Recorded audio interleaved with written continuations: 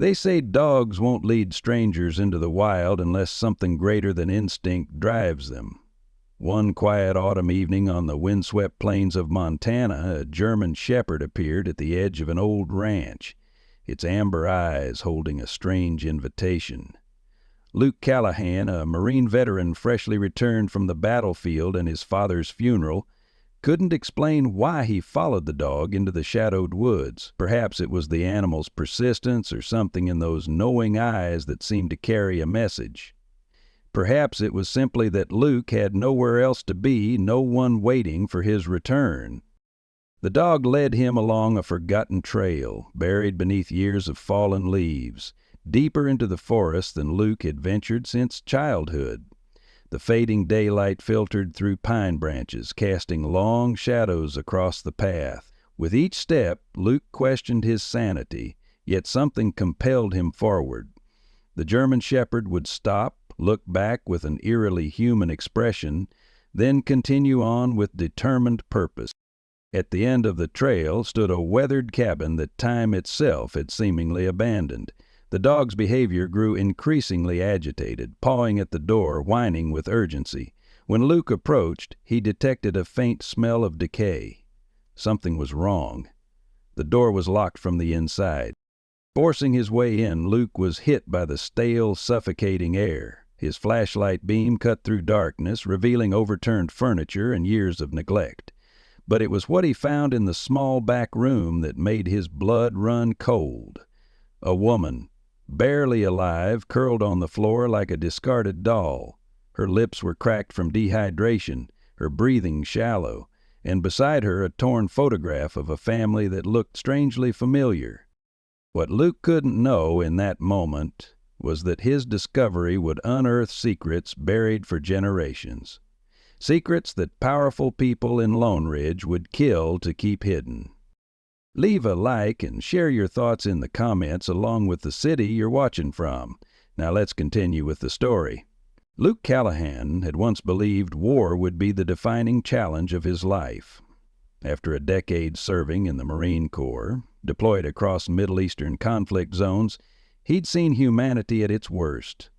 He'd also lived with the weight of choices no person should have to make, including the split-second decision during an enemy ambush that saved his unit but cost a local child's life. That moment haunted his dreams, chased him through sleepless nights, and ultimately followed him home to Montana's wide-open spaces.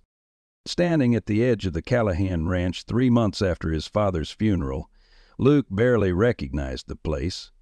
The once proud family homestead had fallen into disrepair, fence posts leaning or fallen entirely, the barn roof sagging dangerously, and the few remaining horses looking thin and wary. Everett Callahan had been a hard man to know, harder still to love. A former Marine himself, Everett had battled his own demons with silence and whiskey, teaching his son that emotion was weakness. Their final phone call a year earlier had ended in bitter words Luke couldn't take back. Contrasting with Luke's hardened exterior was Sage Whitmore, 29, with auburn hair often pulled back in a practical ponytail and green eyes that carried a perpetual look of searching. As the last surviving member of her family line, Sage had spent years piecing together fragments of her father's mysterious past. Thomas Whitmore had died just 2 months ago, leaving behind cryptic references to his Montana origins and a family that had disowned him decades earlier. Beneath Sage's quiet determination lay a deeper pain, clinical depression that had worsened after her father's passing, bringing her to Montana with dual purposes, discovering family secrets and possibly ending her pain permanently. Neither Luke nor Sage knew of the third primary character in their unfolding drama, a German shepherd with unusual intelligence that locals occasionally spotted on the outskirts of town. The dog wore no collar but showed signs of previous training in its bearing and behavior. Some claimed it had appeared shortly after Everett Callahan's death, though none could say where it came from.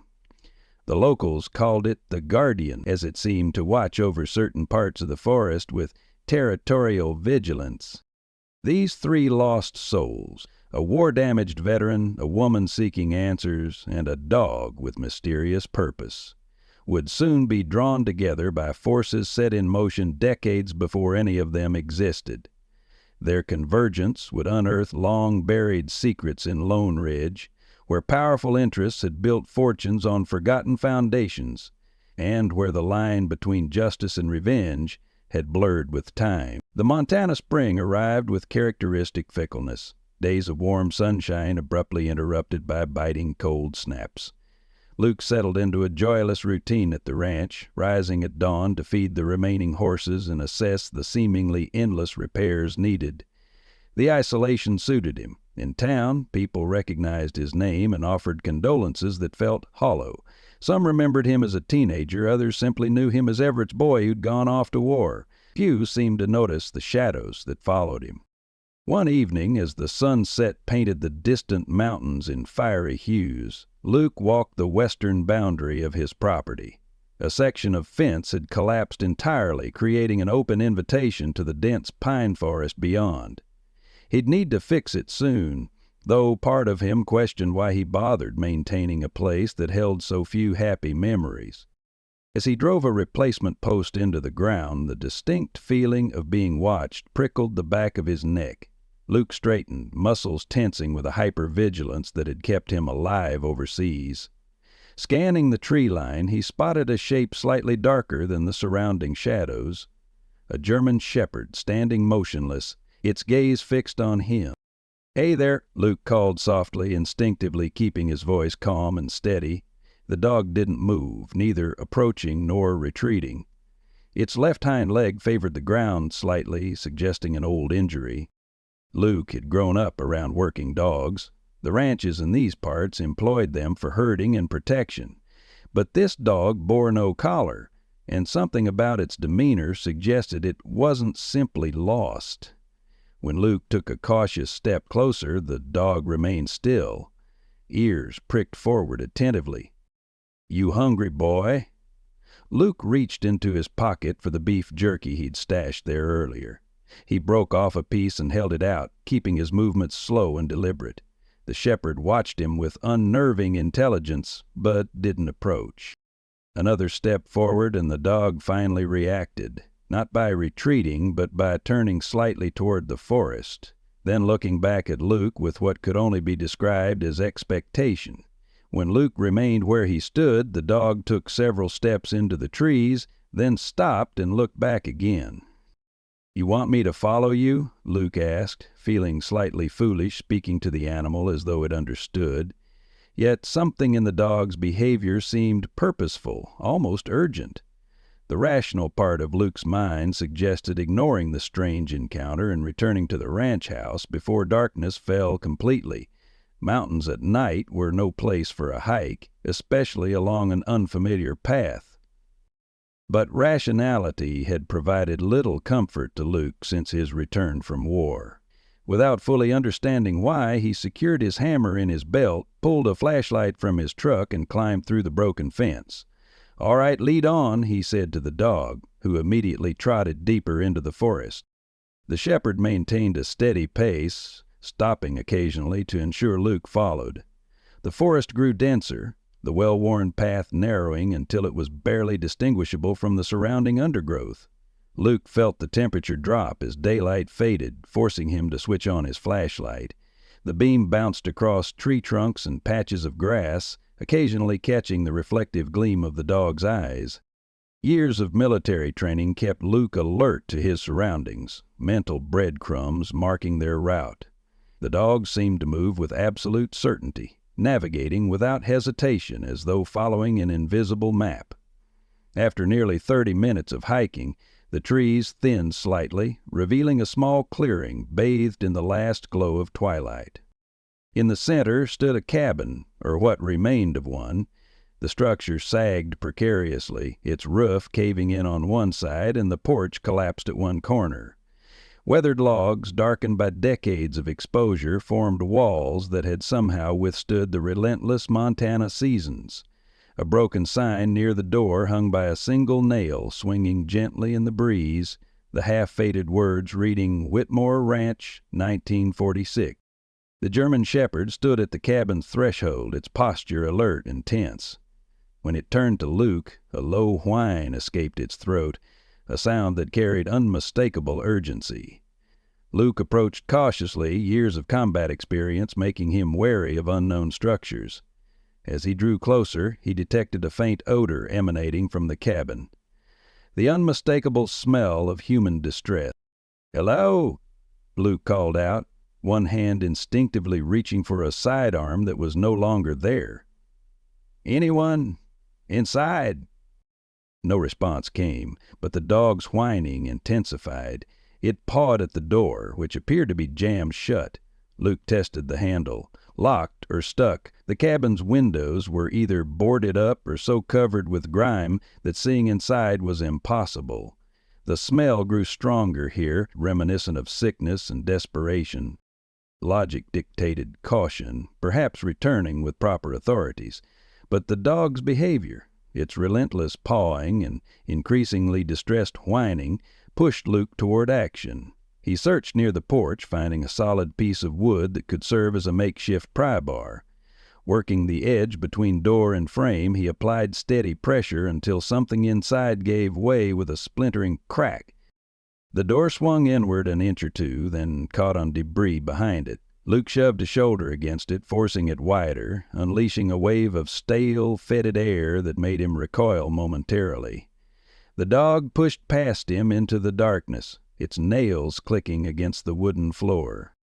Luke's flashlight beam cut through the gloom, revealing an interior frozen in time. Overturned furniture lay scattered about, a table on its side, chairs with broken legs, cobwebs draping from the ceiling. The floor was coated with dust and a spongy layer of dampness. The dog moved purposefully through the space, heading toward a narrow hallway at the back. Following the animal, Luke discovered a small room with its door jammed shut. The dog scratched frantically at the base, emitting a series of sharp, demanding barks. When Luke tested the handle, it refused to budge. The smell of human suffering was overwhelming now. "Stand back," he ordered the dog, which surprisingly obeyed, moving a few feet away but keeping its gaze fixed on the door. Luke rammed his shoulder against the wood once, twice, 3 times before the frame splintered and gave way. The beam of his flashlight revealed a nightmarish scene.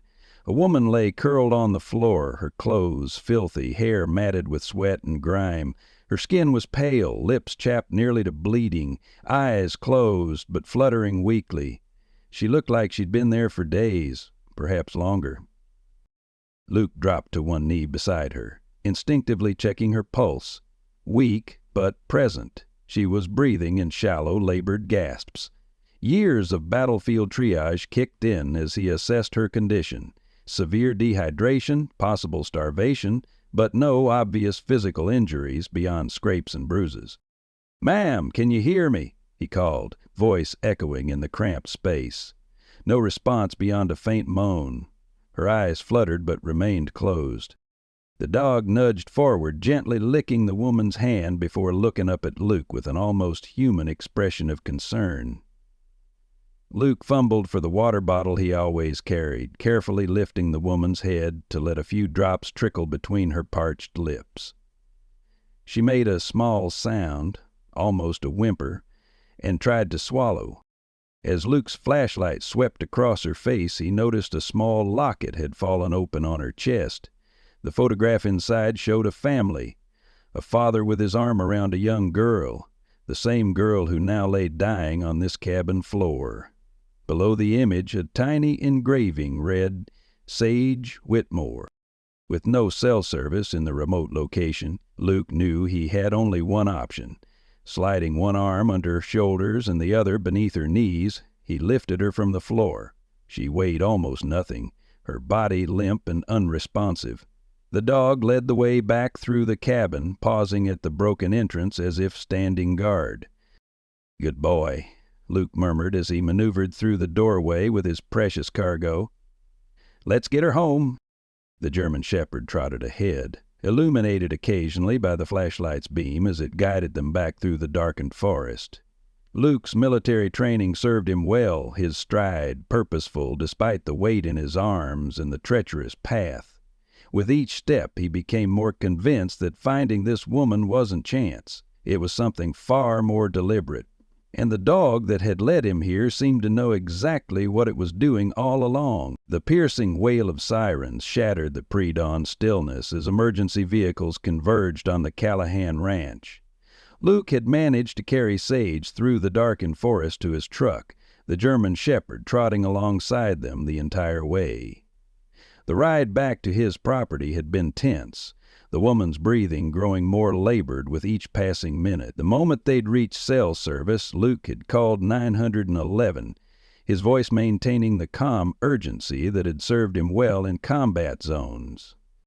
Now, standing in his gravel driveway as paramedics loaded Sage into an ambulance, Luke felt the adrenaline beginning to ebb, leaving him hollow and shaken.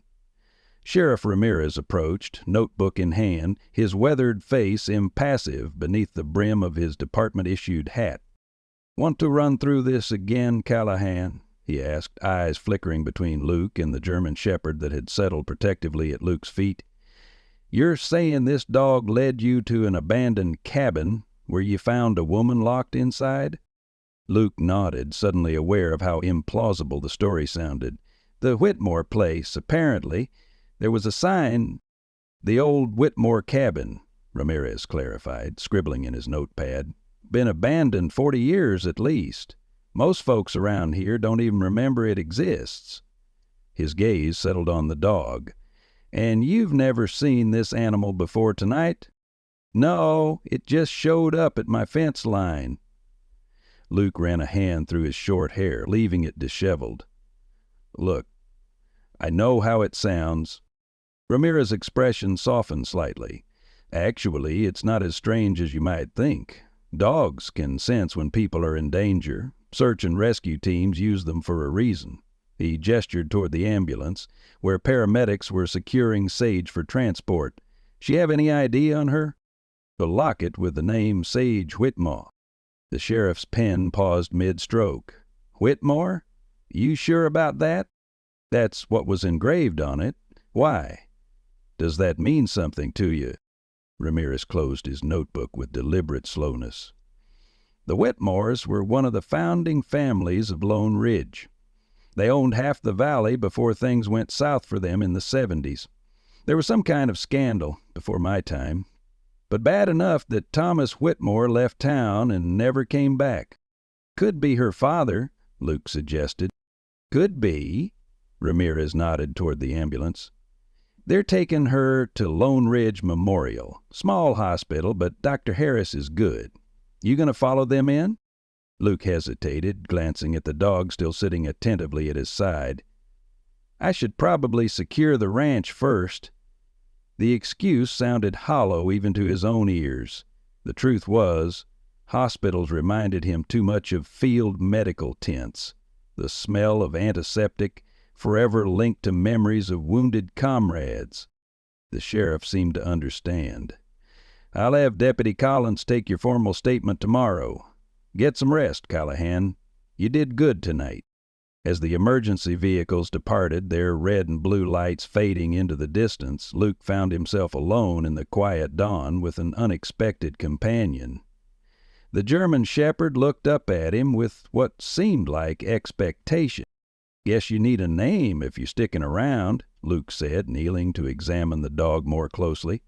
Its coat was surprisingly clean for a stray, though matted in places. No collar, but its behavior suggested previous training. The animal submitted to his inspection with dignified patience. "How about Solace?" The name formed on his lips without conscious thought.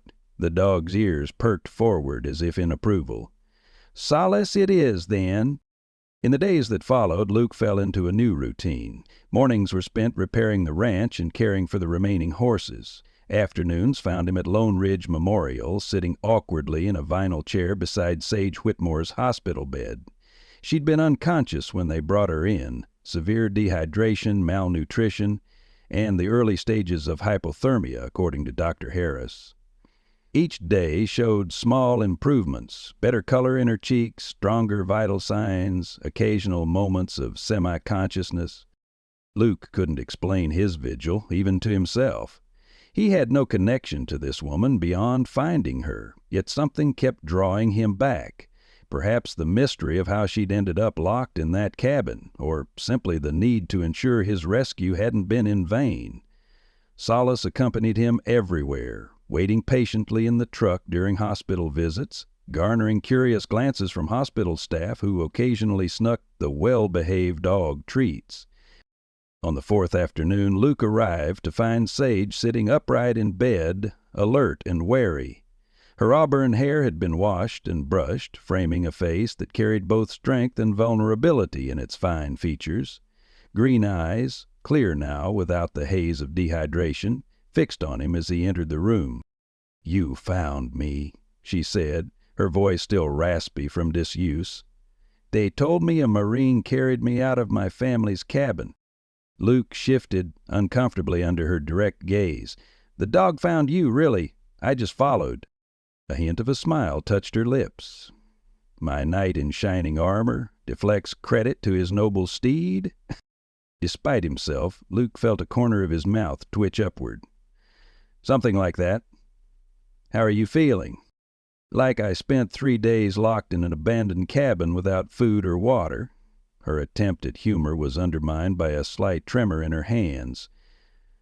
"Dr. Harris says I was maybe hours from—" She left the sentence unfinished.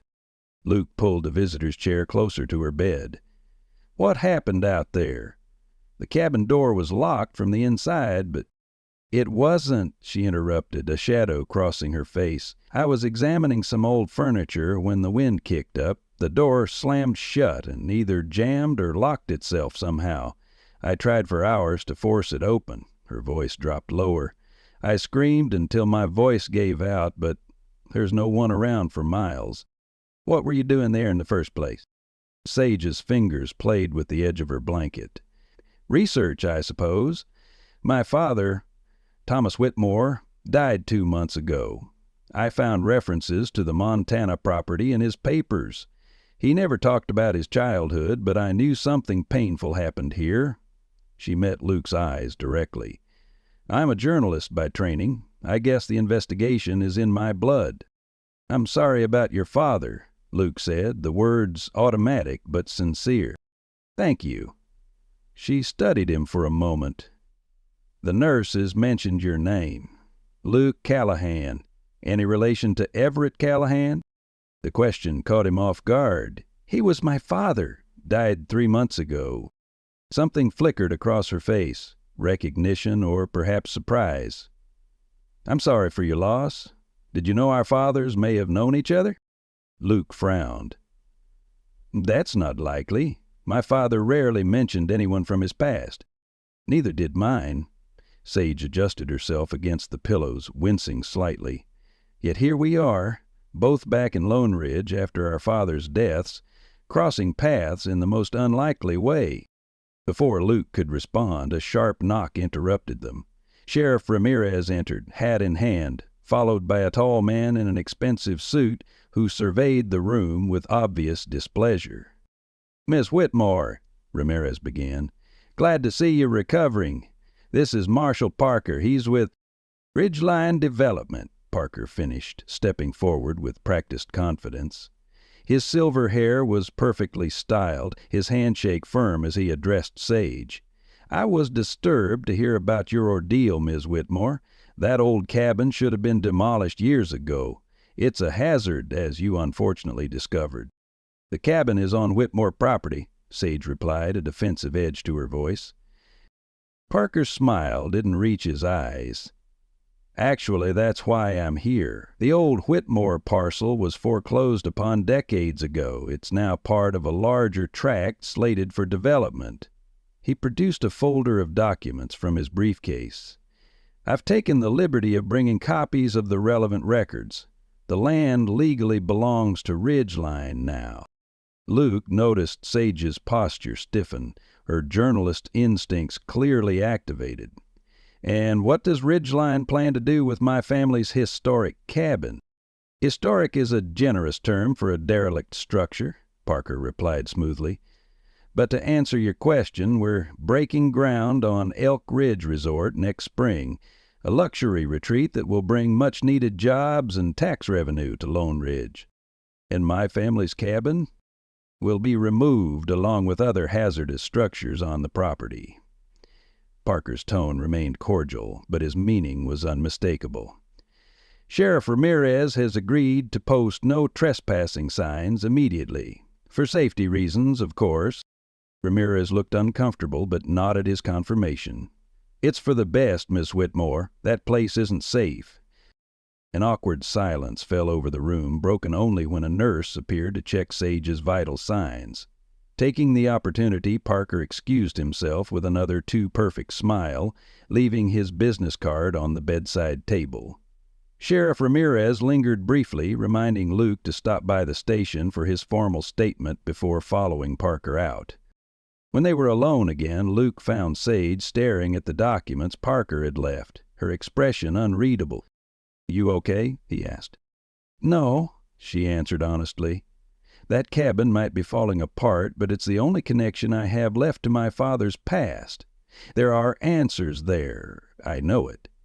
She looked up at Luke, determination replacing the vulnerability he'd seen earlier. "I'm not giving up that easily." Luke recognized the resolve in her eyes. He'd seen it in soldiers who'd decided a position was worth defending regardless of the odds.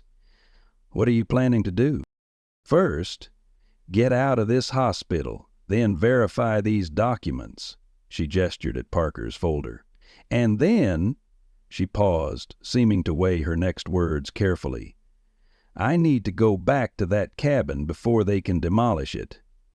"You nearly died there," Luke reminded her. "Which is why I need your help." Her gaze was direct, challenging. "You and that remarkable dog of yours. Will you help me, Luke Callahan?" He should have refused. Getting involved in a property dispute with a powerful developer was the last thing Luke needed as he tried to rebuild his life. Yet he found himself nodding, drawn by something he couldn't quite name. Perhaps the mystery, perhaps the connection to his father, or perhaps simply the first sense of purpose he'd felt since returning to civilian life. "I'll help," he said finally. "But we do this carefully. No more getting locked in abandoned cabins." Her smile transformed her face, bringing warmth to features previously tensed with worry. "Deal. When can I meet this heroic dog of yours?" "His name is Solace," Luke said, "and he's probably waiting impatiently in my truck right now." As if summoned by his name, a single bark echoed from the parking lot below. Sage laughed, a genuine sound that seemed to surprise her as much as it did Luke. "Solace," she repeated, testing the name. "Seems fitting somehow." Luke couldn't have known then how accurate that observation would prove to be, how a stray German shepherd would become not just a companion, but the bridge between two broken lives and the key to unraveling secrets that had shadowed Lone Ridge for generations. Nor could he have anticipated that the connection forming between him, Sage, and Solace would soon be tested by forces more dangerous than either of them realized. "We have a problem," he said without preamble. "The Whitmore girl survived, and she's made a friend." He paused, listening to the voice on the other end. "No, not yet, but they both need to be dealt with. And that dog, there's something familiar about it." Another pause.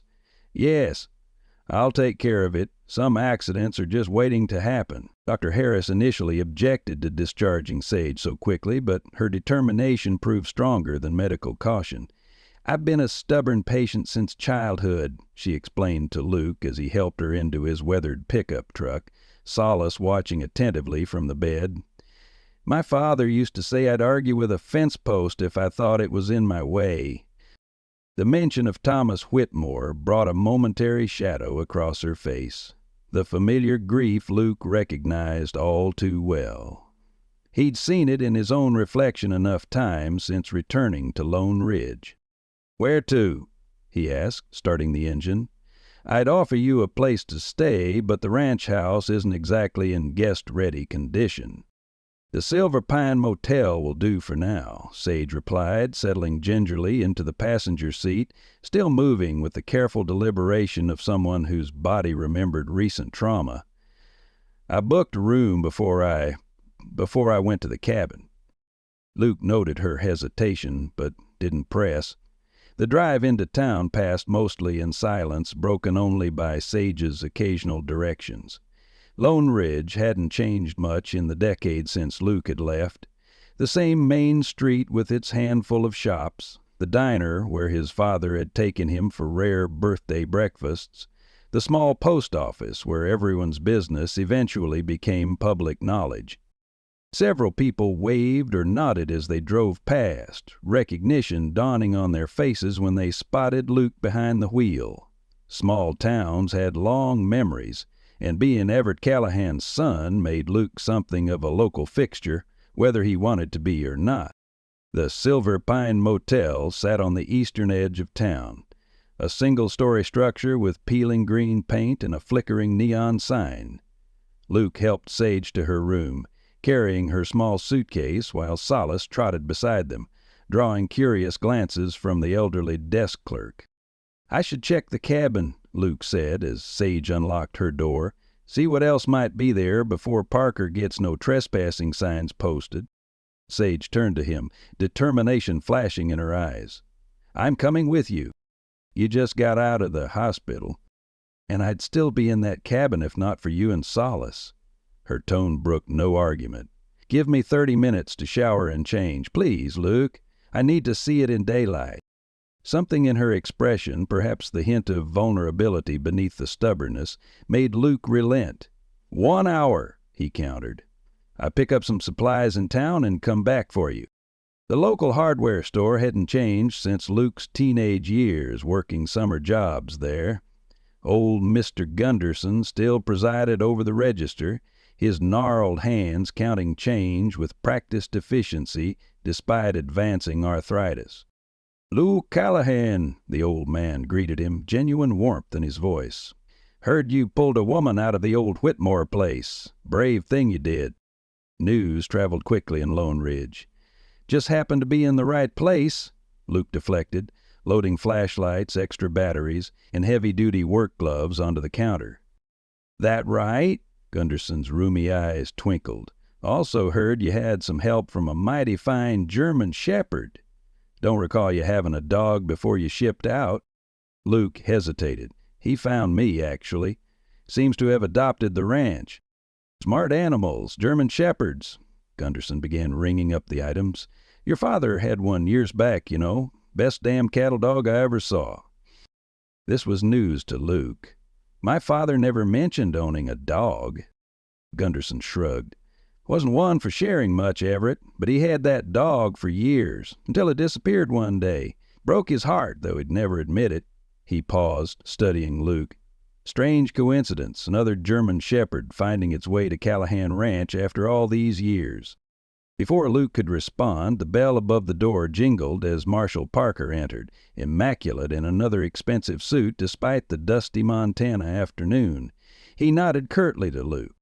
"Mr. Callahan quite the hero, I hear." His smile didn't reach his cold blue eyes. "Though I understand you're planning another trip to the Whitmore property, I'd strongly advise against that." Luke maintained a neutral expression, the same mask he'd perfected during military interrogations. "Just picking up some general supplies for the ranch." "Of course." Parker placed a stack of papers on the counter. "Mr. Gunderson, I'd appreciate if you'd post these notices. The old Whitmore parcel is off limits pending development. Safety concerns." Gunderson took the papers with obvious reluctance. "People around here have been hiking those woods for generations, Marshal. Requires certain adjustments." Parker turned back to Luke. "I'd hate to see anyone get hurt out there. Those old structures are death traps, as Miss Whitmore nearly discovered. Next time there might not be a good Samaritan and his dog passing by." The veiled threat hung in the air between them. Luke finished his purchase in silence, nodding a goodbye to Gunderson before exiting. Outside, Solace waited in the truck bed, ears perked forward attentively. The dog's gaze followed Parker through the store window, a low growl rumbling in his chest. "You don't like him either, huh?" Luke muttered, reaching back to scratch behind the dog's ears. "Smart boy." When Luke returned to the Silver Pine, he found Sage waiting outside her room, her damp hair pulled back in a practical ponytail. She'd changed into jeans, hiking boots, and a flannel shirt that hung loosely on her still thin frame. Despite her obvious fatigue, her eyes burned with determination. "I ran into Parker in town," Luke said as she climbed into the truck. "He's already posting no trespassing notices." Sage buckled her seatbelt with deliberate precision. "All the more reason to hurry." The drive to the forest edge passed quickly, Luke parking his truck where the old logging road ended rather than risk damage on the rougher terrain ahead. Solace leapt from the truck bed, immediately alert, nose testing the air currents. "He's something special," Sage observed as the German shepherd took up a position slightly ahead of them, pausing occasionally to ensure they followed. "Almost like he understands everything we're saying." "Sometimes I think he does," Luke admitted. "Gunderson mentioned my father had a German shepherd years ago. I never knew." Sage's gaze sharpened with interest. "You think Solace could be related? After all these years?" "Doubtful." Luke adjusted his backpack. "But there's definitely something familiar about him, like he knows the ranch better than I do sometimes." The hike to the cabin took longer, with Sage still recovering her strength, but she refused Luke's occasional offers of assistance with stubborn pride. When they finally reached the clearing, she stopped abruptly, one hand flying to her mouth. In daylight, the cabin's state of decay was more apparent. Roof sagging dangerously on one side, porch partially collapsed, windows either broken or boarded up. Yet there was a strange dignity to the structure, a stubborn refusal to surrender completely to time and elements. "I don't remember much about finding it," Sage said quietly. "I was following directions from my father's papers, but by the time I arrived it was getting dark. I just wanted to look inside before heading back." She swallowed hard. "I never imagined I'd nearly die there." Luke studied her profile, noting the complex emotions playing across her face. Fear, yes, but also determination and something like reverence. "Ready to go in?" She nodded, squaring her shoulders. Solace had already trotted to the cabin door, which hung awkwardly where Luke had forced it open days earlier. The dog looked back at them, as if impatient for them to catch up. Inside, the cabin smelled of mold and neglect, dust motes dancing in the thin shafts of sunlight that penetrated through gaps in the boarded windows. Luke switched on a flashlight, illuminating the main room with its overturned furniture and debris-strewn floor. "The room where I found you is back there." Luke indicated the hallway with his light beam. "But we should check the place is structurally sound before exploring too far." Sage moved with careful deliberation, examining fallen picture frames and running her fingers along the weathered log walls.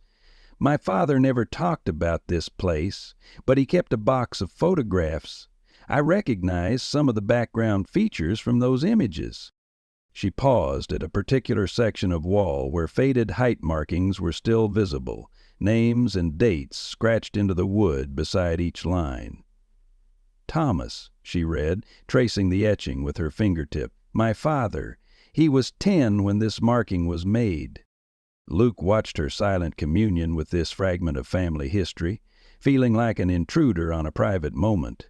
Solace, meanwhile, had begun investigating the cabin with methodical thoroughness, nose to the floorboards, as if following some invisible trail. "What exactly are we looking for?" Luke asked eventually. Sage turned from the wall markings. "Anything that might explain why my father left and never returned. His papers mentioned a family dispute over inheritance, but there were hints of something darker." Her expression grew troubled. The last entry in his journal mentioned the truth about Jackson's death and evidence in the north wall. Jackson? Who was that? I don't know. Another family member, perhaps, or someone who worked for them. She gestured around the cabin. But clearly this place holds answers my father thought important enough to document. Luke was about to respond when Solace's behavior changed abruptly. The dog stood rigid before a section of the north wall, ears forward, tail straight. A low whine escaped his throat as he pawed at the floorboards. "What is it, boy?" Luke knelt beside him, running a hand along the rough planks. Nothing seemed immediately obvious, but Solace's insistence was unmistakable. Luke knocked on the floor, listening for the hollow sound that might indicate a space beneath. "There's something here," he confirmed, pulling out his pocket knife. "Help me pry up these boards." Together they worked at the edges of two floorboards that seemed slightly newer than those surrounding them. With a creak of protesting nails, the planks finally gave way, revealing a small compartment beneath. Solace whined with greater urgency as Luke directed his flashlight into the darkness. A metal box lay nestled in the space, coated with decades of dust, but otherwise intact. With careful hands, Luke lifted it out and set it on the floor between them. The simple latch showed no sign of lock or key. Sage's hands trembled slightly as she reached for it. This has to be what my father mentioned." The lid opened with a protesting squeal of hinges. Inside lay a collection of papers, yellowed with age, but preserved in the dry space beneath the floor. On top rested a faded photograph of two young men standing before the cabin, arms slung over each other's shoulders in casual camaraderie. They wore the working clothes of ranch hands, their faces bearing the easy smiles of youth. Sage lifted the photo with reverent care. "This one is my father," she said, indicating the taller of the two. "But I don't recognize the other man." Luke leaned closer, something about the second figure tugging at his memory. The set of the shoulders, the angle of the jaw, features he recognized from his own mirror. "It's my father," he said, disbelief coloring his voice. "That's Everett Callahan." Their eyes met over the photograph, the implications settling between them. Their fathers, who supposedly never spoke of each other, standing as friends outside this very cabin decades ago. Beneath the photo lay a stack of letters bound with faded twine, addressed to T and signed simply E, correspondence between their fathers spanning years. The topmost envelope contained a newspaper clipping, its headline still boldly legible: "Ranch worker found dead at Whitmore property, accident or foul play?" "Jackson," Sage whispered, scanning the article. "Matthew Jackson, 27, found at the bottom of a ravine on Whitmore land in 1974. Initially ruled an accident, but questions remained." She looked up at Luke. "This must be what my father referenced." Further excavation of the box revealed legal documents, property deeds, a contested will, court filings, and a journal with Thomas Whitmore's name inscribed on the cover. Sage opened it with trembling fingers, flipping to the final pages. "I can no longer remain silent about what happened to Matt," she read aloud. "The truth has weighed on me and Everett for too long. We were young, scared, but that's no excuse for what we allowed to happen. My father swore it was an accident, but we both saw differently. The evidence is hidden in the north wall, enough to prove what really happened that night. If anything happens to me, Everett knows to protect this place and my daughter. We swore an oath." The journal entry ended abruptly, the remaining pages blank. Sage closed the book, her expression troubled. "My father died of an apparent heart attack. The autopsy wasn't conclusive." Luke's military instincts hummed with warning.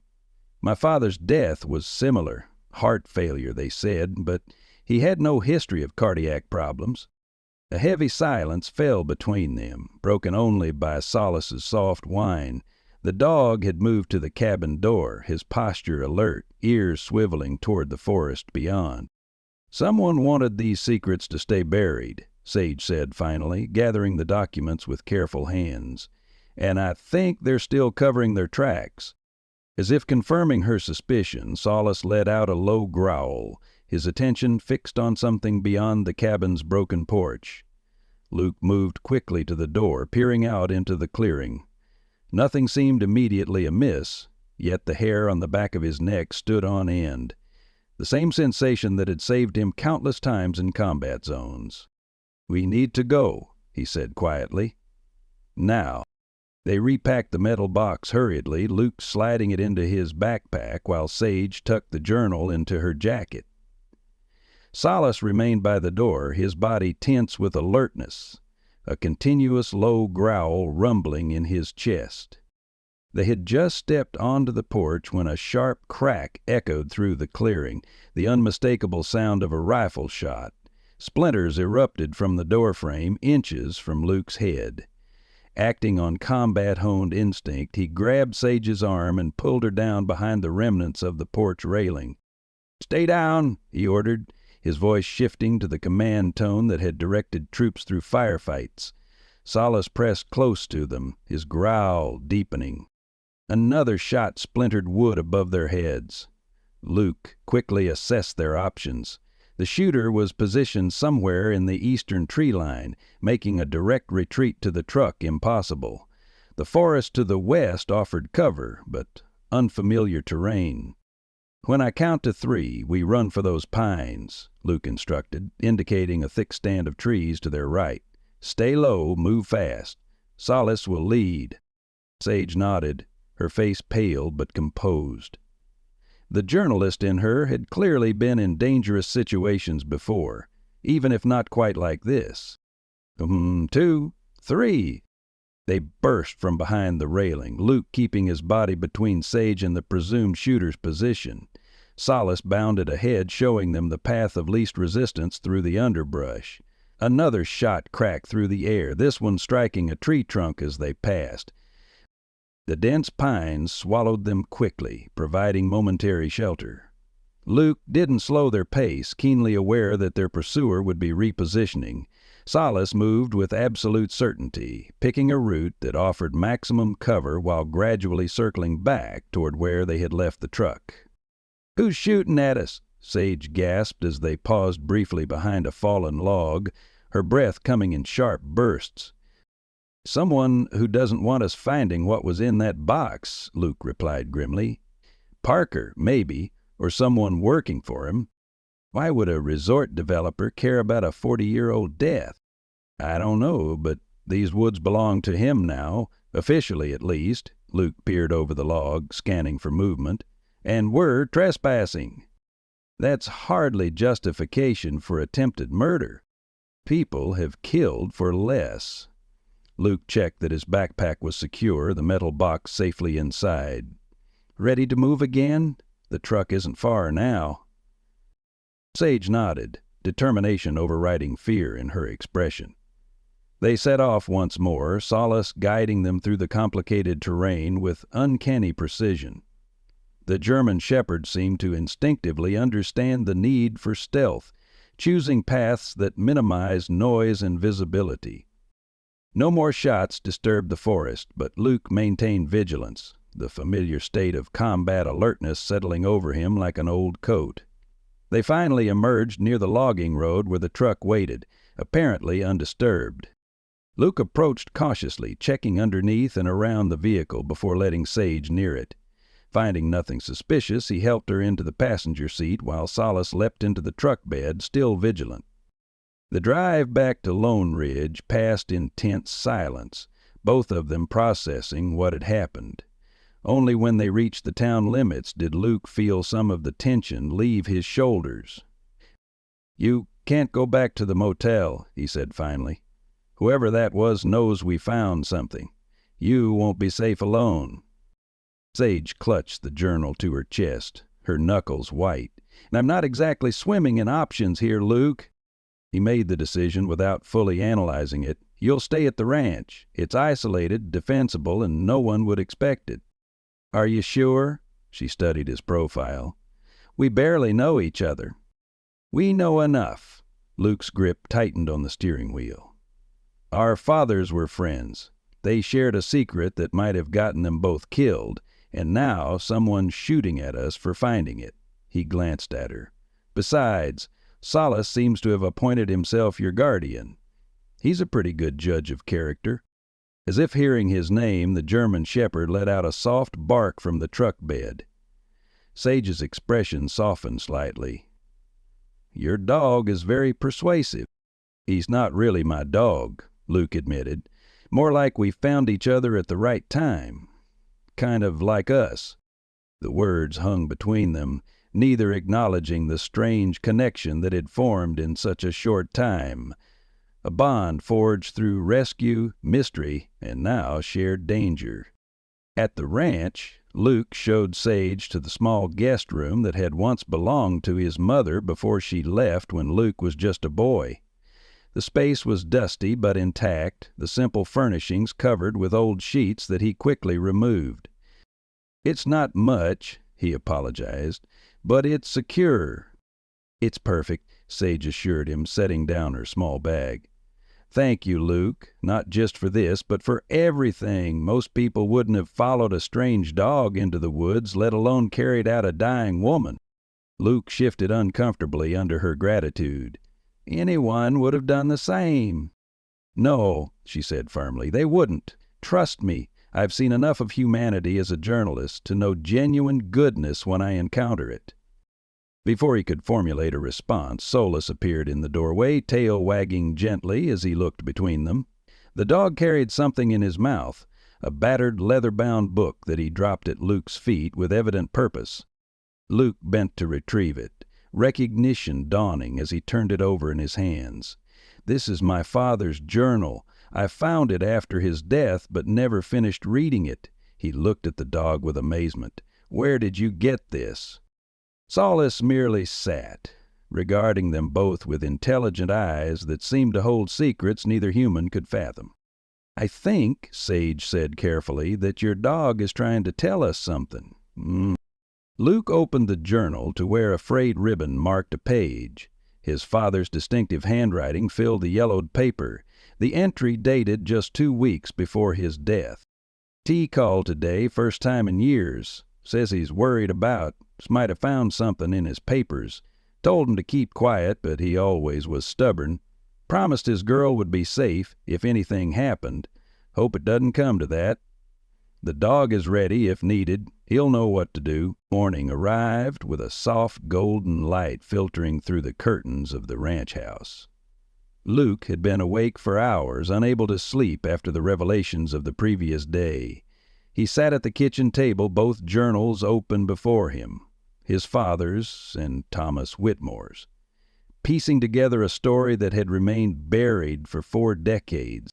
Solace lay at his feet, occasionally lifting his head when Luke would sigh or mutter about some particularly troubling passage. The dog's presence had become a strange comfort, a steady anchor in the increasingly turbulent waters of Luke's life. The fragmented narrative emerging from the journals painted a disturbing picture. Matthew Jackson had been a ranch hand at the Whitmore property in 1974, apparently discovering something that threatened the family's standing in the community. Whatever he had found had led to a confrontation on a rainy night, ending with his body at the bottom of a ravine on the property's northern border. Harold Whitmore Sage's grandfather had declared it an accident, but the journals suggested both Thomas and Everett had witnessed something more sinister. "Couldn't sleep either." Sage's voice startled him. She stood in the doorway wearing borrowed clothes that hung loosely on her frame, an old flannel shirt of Luke's and a pair of sweatpants cinched tight at the waist. "Just trying to make sense of all this," Luke replied, gesturing to the journals. "Our fathers were more than friends. They were witnesses to something they spent their lives running from." Sage moved to the ancient coffee maker, navigating Luke's kitchen with surprising ease. "Find anything about why someone would be shooting at us 40 years later?" "Maybe." Luke ran a hand through his short hair. "Jackson apparently discovered financial records showing Harold Whitmore was embezzling from investors in a land development scheme. When he threatened to expose it, Harold confronted him. According to my father's account, he and your father were nearby when they heard shouting, followed by the sound of someone falling. Sage brought 2 mugs of coffee to the table, sitting across from Luke. So my grandfather pushed Jackson off a cliff, and my father witnessed it. Along with my father, Luke accepted the coffee gratefully. They were both 19, working summer jobs at the Whitmore Ranch. Your grandfather convinced them to keep quiet, said it was an accident, that Jackson was drunk and belligerent. But they didn't believe him. Not entirely. They kept the financial records Jackson had found as insurance. Luke tapped a passage in Everett's journal. Your father was supposed to inherit the ranch, but after the incident, he had a falling out with Harold. He left Lone Ridge, taking the records with him. And the secret festered for decades. Sage sipped her coffee, eyes distant, until something made them both nervous again recently. Luke nodded, turning to the final entries in his father's journal. 2 months ago, my father writes about a new resort development being announced for Lone Ridge. Something about it triggered his concern. He tried contacting your father, which explains the cryptic notes I found after my father died. Sage's hands tightened around her mug. But why would a modern resort development connect to a 40-year-old embezzlement case? Before Luke could answer, the crunch of tires on gravel alerted them to a vehicle approaching the ranch house. Salas was immediately on his feet, a low growl rumbling in his throat. Luke moved to the window, tension coiling through his body as he recognized Sheriff Ramirez's patrol car. "Stay inside," he instructed Sage, heading for the front door. Solis followed, positioning himself protectively at Luke's side. Ramirez emerged from his vehicle, his expression grim beneath his department-issued hat. "Callahan," he greeted, eyes flicking to the German shepherd standing alert beside Luke. "Seems like trouble follows you these days. What can I do for you, Sheriff?" "Got a report of trespassing and discharged firearms near the old Whitmore property yesterday." Ramirez's gaze was penetrating. "You wouldn't happen to know anything about that?" Luke maintained a neutral expression. "Someone took shots at us while we were hiking. Pretty aggressive response to trespassing, wouldn't you say?" "Us?" Ramirez peered past Luke toward the house. "Ms. Whitmore with you?" "She needed a place to stay after being released from the hospital." Luke crossed his arms. "Any idea who might be taking pot shots at hikers on private property?" Ramirez sighed, removing his hat. "Look, Luke, I've known you since you were a kid. Your father and I served together before I joined the department. I'm not here officially." This admission caught Luke off guard. "Then why are you here?"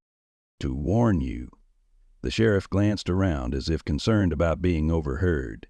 "Parker filed the trespassing report, but he was unusually interested in whether anything was removed from that cabin. Said something about historically significant artifacts that legally belong to Ridgeline Development.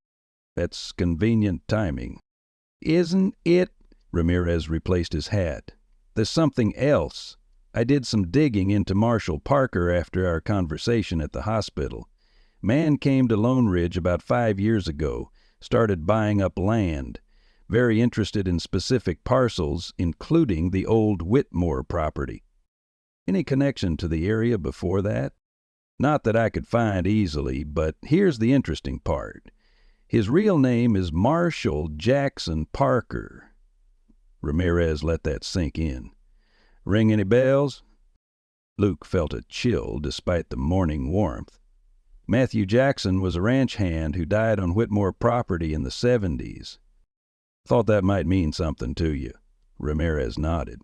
"Could be coincidence, but in my experience, there's no such thing in a town this small." He turned back toward his vehicle. "Watch yourself, Callahan, and Ms. Whitmore, too. Some land disputes get uglier than others." As the patrol car disappeared down the ranch's long driveway, Luke found Sage standing in the doorway, having clearly overheard the conversation. "Jackson," she repeated. "Parker is related to the man my grandfather allegedly killed. And now he owns the land where it happened. Luke felt the pieces clicking into place. This isn't about a resort development. It's about revenge. Sage clutched the doorframe, her face pale.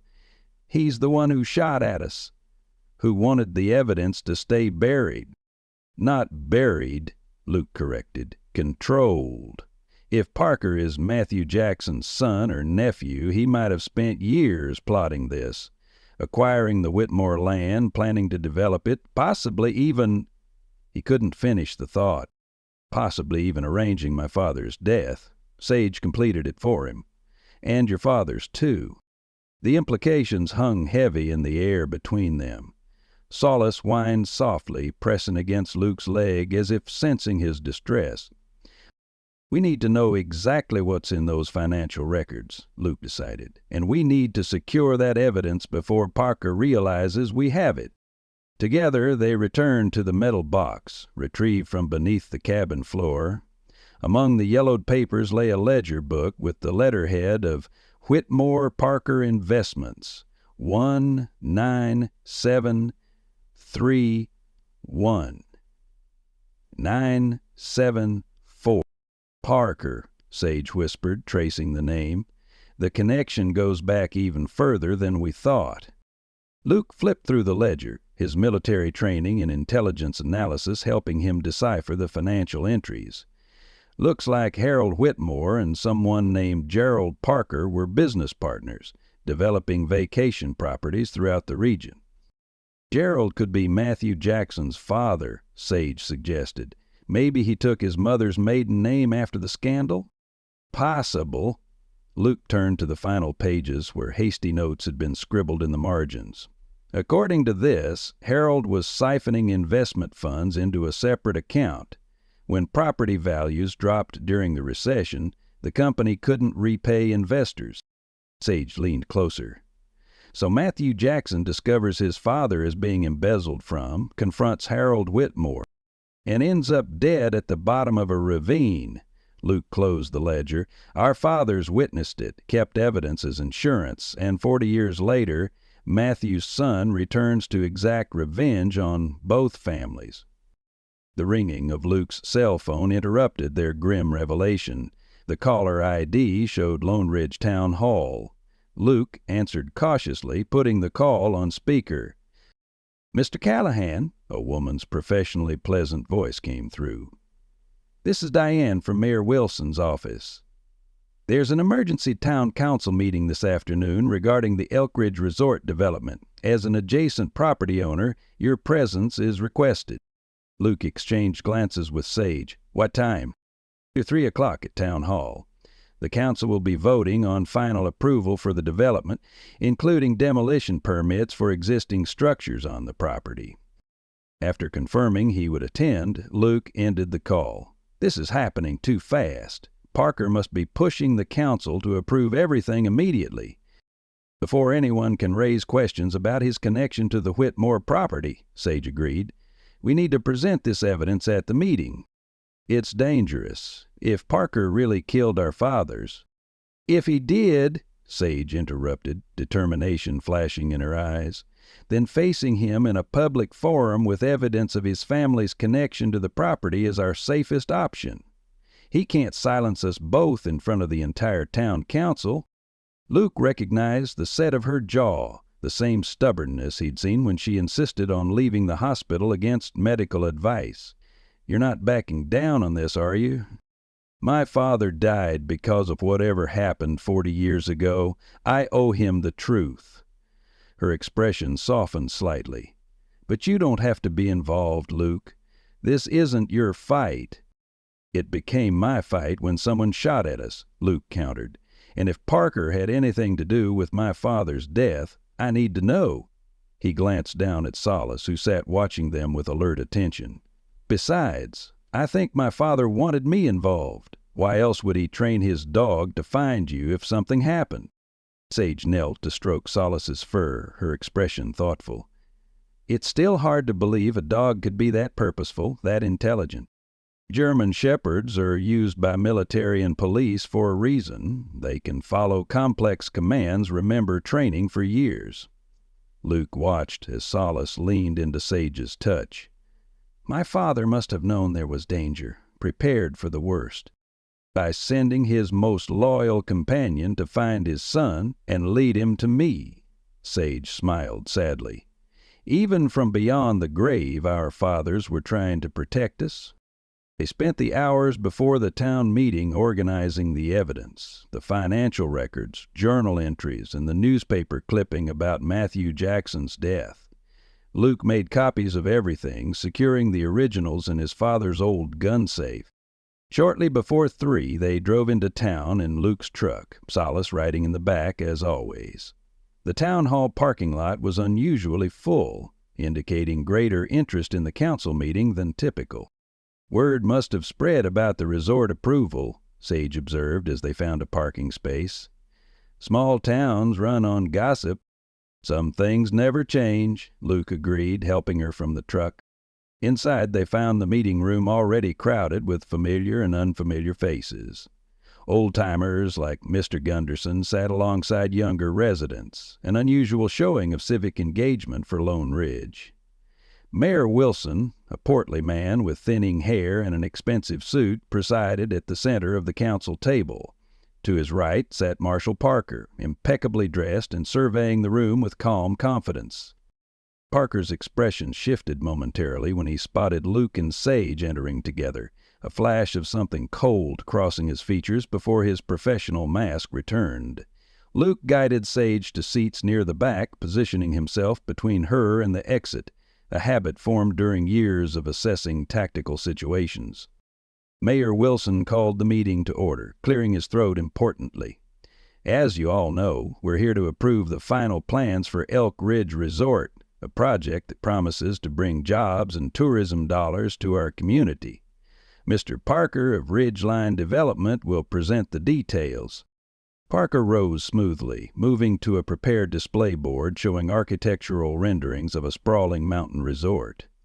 "Elk Ridge will be the premier luxury destination in western Montana," he began, his voice carrying confidence and authority. 200 guest rooms, a conference center, golf course, and spa facilities will transform the currently underutilized Whitmore parcel into an economic engine for Lone Ridge. As he detailed employment projections and tax benefits, murmurs of approval rippled through sections of the audience. Luke noticed the room seemed divided, older residents looking skeptical, while younger ones appeared more enthusiastic about potential job opportunities. "The project requires immediate approval of demolition permits," Parker continued, "for the remaining structures on the property, primarily the derelict Whitmore cabin, which poses significant safety hazards as evidenced by a recent accident involving a trespasser." At this, his gaze flicked meaningfully toward Sage, who stiffened beside Luke. Several heads turned in their direction, whispers spreading through the crowd. "Are there any questions before we move to a vote?" Mayor Wilson asked, clearly expecting few obstacles. Luke stood before he could second-guess himself. "I have concerns about the property's history and Mr. Parker's connection to it." A hush fell over the room. Parker's expression remained pleasant, but his eyes hardened. "Mr. Callahan, while I appreciate your interest, this is hardly the forum for—" "It's exactly the forum," Luke interrupted, moving toward the front of the room. Sage followed, clutching the folder of evidence. "Before this council votes, they should know that Marshall Parker has a personal connection to the Whitmore property that goes beyond commercial interest." Mayor Wilson frowned. "What exactly are you suggesting?" "I'm suggesting," Luke said clearly, "that Mr. Parker's interest in the Whitmore land stems from a 40-year-old incident involving his family and the death of a man named Matthew Jackson." The reaction was immediate, gasps from the older residents, confused murmurs from the younger ones.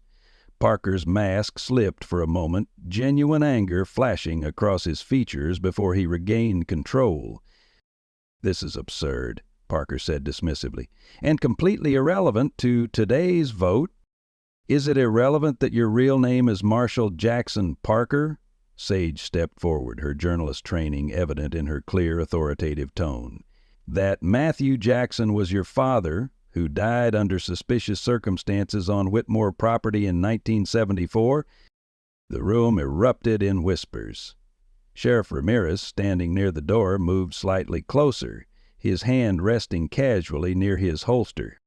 Parker's jaw tightened. My family history is not germane to this development project. It is when that history involves a business partnership between your grandfather, Gerald Parker, and Harold Whitmore, Sage continued, removing documents from her folder. A partnership that ended with allegations of embezzlement and your father's death. Luke watched the council members exchange concerned glances. Even Mayor Wilson looked troubled by these revelations.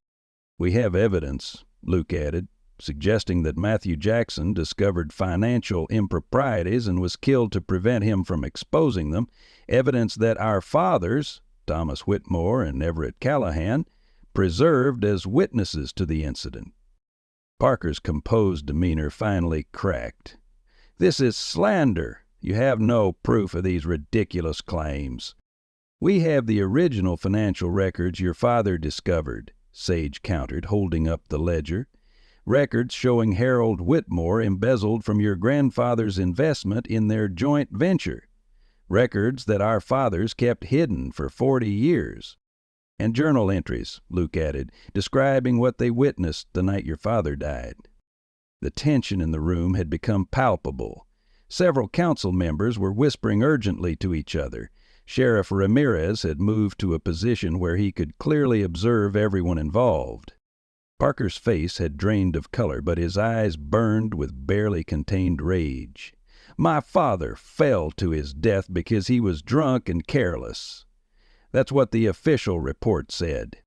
A report filed by Harold Whitmore's golfing buddy, who was sheriff at the time, Sage pointed out. Convenient, wouldn't you say? An elderly woman stood up from the audience. I remember that incident, she said, her voice wavering but determined. I worked at the county clerk's office. There were rumors about Matthew Jackson finding something damaging about the Whitmores, but nothing was ever proven. Because the evidence was hidden, Luke explained. Until now. Mayor Wilson banged his gavel, trying to regain control of the increasingly chaotic meeting. This is all very disturbing, but I don't see how it affects our vote on the development project. It affects it, Sheriff Ramirez spoke for the first time, stepping forward, because it establishes motive for recent events, like the suspicious deaths of Everett Callahan and Thomas Whitmore within weeks of each other. The sheriff's statement landed like a bombshell in the already tense room. Parker's expression shifted from anger to calculation. That's quite an accusation, Sheriff, he said coldly. Both men died of natural causes. Did they? Ramirez countered. Or did they die because they knew something about your father's death, something that might interfere with your plans for the property? Luke watched Parker's eyes dart toward the exit, assessing his options. The man was cornered, his carefully constructed veneer cracking under the weight of exposed secrets. This is all speculation and ancient history, Parker finally said, his voice tight with suppressed emotion. The council should proceed with the vote as planned. I move to postpone the vote pending investigation of these allegations, called a council member. An older woman Luke recognized as his former high school teacher. These are serious matters that require examination. I second the motion, added another member. Mayor Wilson looked deeply uncomfortable but nodded. Motion carried. The vote is postponed until these historical matters can be properly investigated. Parker slammed his presentation pointer onto the table. This is outrageous. You can't delay based on unfounded accusations about events from 40 years ago. We can and we will, the mayor replied, finding some backbone at last. Sheriff, would you like to add anything? Ramirez stepped into the center of the room. In light of the information presented today, I believe we should also investigate any connection between these historical events and the recent deaths of Everett Callahan and Thomas Whitmore. He turned to Parker. Mr. Parker, I'd appreciate you remaining in town while we look into these matters. Parker's face contorted with barely controlled fury. For a moment, Luke thought he might lash out physically. Instead, he gathered his presentation materials with jerky movements. "You're all making a grave mistake," he said, his voice low and dangerous. "This development would have saved your dying town." "Not at the cost of justice," Sage replied steadily. As Parker stormed toward the exit, he paused beside Luke and Sage. "This isn't over," he hissed, quietly enough that only they could hear. "You have no idea what you've started." The threat hung in the air as he pushed past them and out of the town hall. The meeting dissolved into excited conversation, residents clustering to discuss the shocking revelations. Sheriff Ramirez approached Luke and Sage, his expression serious. "You two stirred up one hell of a hornet's nest," he said. "I hope you're prepared for what comes next." "What do you think that will be?" Sage asked. "Parker won't give up easily. Men like him with money and connections rarely do." Ramirez adjusted his hat. "I'd watch your backs if I were you, and keep that dog of yours close." As if summoned by the mention, a commotion at the town hall entrance drew their attention. Salas had somehow freed himself from the truck and now stood in the doorway scanning the room until his gaze locked on Luke and Sage. The German shepherd trotted directly to them, ignoring the startled reactions of the townspeople. "Speaking of your guardian angel," Ramirez remarked with a slight smile. "Smart animal." Luke knelt to check Salas's collar, ensuring he hadn't broken anything to escape. "Too smart sometimes. I swear he understands every word we say. Some dogs are special that way." Ramirez patted Salas's head with unexpected gentleness. "Your father always said this one was exceptional." Luke looked up sharply. "You knew this was my father's dog?" Ramirez nodded slowly. "Recognized him immediately. Everett trained him personally. Said he was insurance for when he couldn't be around anymore." The sheriff's eyes held a knowing look. "Seems like the insurance paid off." Before Luke could question him further, Clara from the local cafe pushed through the crowd, her usually cheerful face etched with concern. "Blue Sage, you need to come quickly," she said breathlessly. "Someone set fire to the old cabin." Smoke billowed above the tree line, visible from miles away as Luke's truck barreled down the Forest Service road. Beside him, Sage gripped the dashboard, her face a mask of determination belying the fear in her eyes.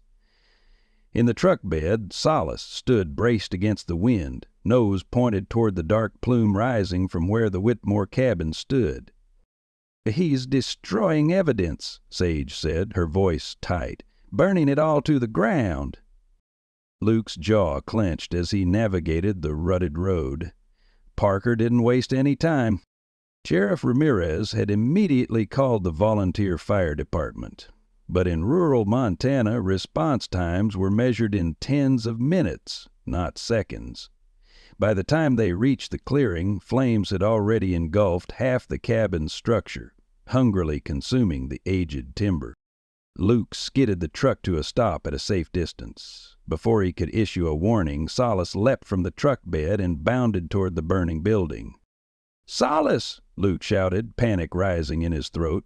The dog paused, looking back at him with what seemed like purposeful intent, then continued circling the cabin's perimeter, keeping a cautious distance from the flames. "He's checking for people," Sage realized aloud, "making sure no one's trapped inside." The heat was intense, even from where they stood. Decades-old wood burned with frightening efficiency, sending embers and ash spiraling into the autumn sky. The crack and groan of collapsing timbers punctuated the roar of the fire. "There's nothing we can do," Luke said, the helplessness in his voice unmistakable. "It's too far gone." Sage stood transfixed by the destruction, tears tracking silently down her cheeks. "That was the last physical connection to my father's childhood. To our family's history." Luke put a protective arm around her shoulders, a gesture that felt both foreign and natural simultaneously. "The building may be gone, but we still have the evidence, the truth." The distant wail of sirens announced the belated arrival of the fire truck. Solace returned to them, fur smelling of smoke but otherwise unharmed. The German shepherd sat at their feet, watching the cabin burn with an almost human expression of sorrow. Sheriff Ramirez's patrol car arrived moments before the fire truck, the lawman surveying the scene with grim resignation. "Parker?" he asked simply, approaching Luke and Sage. "Who else?" Luke replied. "Timing's too convenient to be coincident." "Arson's a felony," Ramirez noted, removing his hat as the heat washed over them, "but proving he did it personally will be difficult." "He wouldn't have done it himself," Sage said bitterly. "Men like Parker have people for dirty work." The fire team deployed with practiced efficiency, though their efforts focused on containing the blaze rather than saving the structure. The cabin was clearly beyond rescue, its roof now completely collapsed into a fiery crater of what had once been the main room. As they watched the firefighters work, Ramirez's radio crackled to life. He listened to the dispatcher, his expression darkening. "I've got to head back to town," he said, replacing the radio on his belt. "There's been an incident at your ranch, Callahan." Luke's blood ran cold. "What kind of incident?" "Break-in reported by a neighbor. Deputies are on scene now." Ramirez's eyes conveyed the gravity his professional tone attempted to moderate. "You should get back there." The drive to the ranch passed in tense silence, Luke pushing his aging truck to speeds it hadn't attempted in years. Solace stood rigid in the truck bed, ears flattened against the wind, while Sage repeatedly checked her phone for updates from the deputies. When they finally turned onto the ranch's long driveway, the flashing lights of 2 patrol cars illuminated the approaching dusk. Luke's heart sank as the house came into view. The front door hung splintered from its hinges, windows shattered, and belongings strewn across the front yard. Deputy Collins, a young officer who had graduated high school with Luke, approached as they parked. "Place was ransacked pretty thoroughly," he reported. "Neighbors saw an unfamiliar truck speeding away about an hour ago and called it in." Luke surveyed the damage with a soldier's detachment, a defense mechanism against the violation he felt seeing his family home desecrated. "They were looking for something specific," he observed, noting the methodal nature of the destruction. "Drawers pulled out and emptied, furniture upended, but nothing randomly destroyed for destruction's sake." Solace pushed past them into the house, his training evident as he systematically checked each room, returning moments later with an anxious whine. "The safe," Luke realized suddenly. They were after the evidence. He rushed to his father's study, Sage and Deputy Collins following. The gun safe stood in the corner, its heavy steel door still securely closed. Luke let out a breath he hadn't realized he was holding. They couldn't get in. "Small mercies," Sage murmured, taking in the chaos of the ransacked room. While Collins took their statement, Luke and Sage began the disheartening task of cleaning up. Solace remained vigilant, patrolling the perimeter of the house with military precision. "He can't get to us directly, so he's attacking everything around us," Sage observed, carefully righting a bookshelf. "The cabin, your home. He's trying to erase the past and intimidate us in the present." Luke gathered the scattered photographs of his parents, the glass frames cracked but the images intact. "He underestimates what we've already survived." Night had fallen completely by the time the deputies left, promising increased patrols in the area. Luke secured the broken front door as best he could, jamming a chair beneath the handle as a makeshift barricade. In the kitchen, he found Sage staring out the window into the darkness, her reflection in the glass showing an expression he recognized all too well. The 1,000-yard stare of someone processing trauma. "I never told you why I really came to that cabin," she said without turning around, her voice quiet but steady. "The journal was part of it, yes, but there was more." Luke waited, sensing she needed to tell this story at her own pace. "After my father died, I fell apart." Her fingers traced invisible patterns on the windowpane. "The depression I'd managed for years became overwhelming. I couldn't sleep, couldn't eat. The grief counselor called it complicated mourning, but that clinical term didn't capture the darkness. She turned to face him, her eyes reflecting both vulnerability and strength. I came to Lone Ridge planning to investigate my father's past, yes, but I also came here to end my life. The admission hung in the air between them, heavy with implications. Luke felt a pang of recognition, not shock, but profound understanding. The cabin seemed fitting, she continued. The place where my family's troubles began would be where mine ended. Poetic in a morbid way. A bitter smile ghosted across her lips. But then the door jammed, and suddenly I was facing death not by choice, but by circumstance. "And you fought to live," Luke observed quietly. "I did." Sage's voice strengthened. 3 days trapped in that cabin, I realized I wanted to live. Ironic, isn't it? I went there to die and instead found a reason to survive. Luke moved closer, not touching her, but offering his presence. "It's not ironic. It's human." "What about you?" she asked, her gaze piercing through his carefully maintained barriers. "What demons followed you home from war?" Luke rarely spoke about his military service, had perfected the art of deflection when well-meaning civilians asked about his experiences, but Sage's honesty demanded equal vulnerability. "There was a village in Afghanistan," he began, the words feeling foreign on his tongue. "My unit was clearing buildings after intelligence reported insurgent activity. Standard procedure, we'd done it dozens of times before." He moved to the kitchen table, needing to sit as the memory surfaced.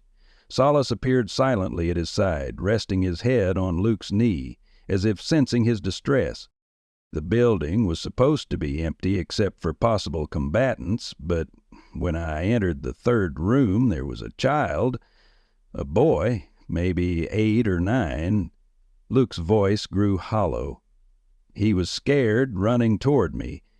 I couldn't tell if he was running for help or if he'd been... He couldn't finish the thought. "If he'd been forced to wear explosives," Sage completed softly, understanding the impossible situation. Luke nodded, his throat tight. "Split-second decision. The rest of my unit was behind me. If the boy was being used as a weapon and I let him reach us," his hands clenched into fists on the table, "I fired." The kitchen fell silent except for the soft ticking of the old wall clock, a sound that had marked time in the Callahan household for generations. "There were no explosives," Luke finally continued. "Just a scared kid who probably thought American soldiers would help him." His voice cracked slightly. "I've relived that moment every night since. The what-ifs torture me. What if I'd hesitated? What if I'd been wrong the other way and gotten my entire unit killed? What if there had been no war, no insurgents using children, no impossible choices forced on young men with guns?" Sage interrupted gently. She moved to sit beside him, close enough that her presence offered comfort without demanding response.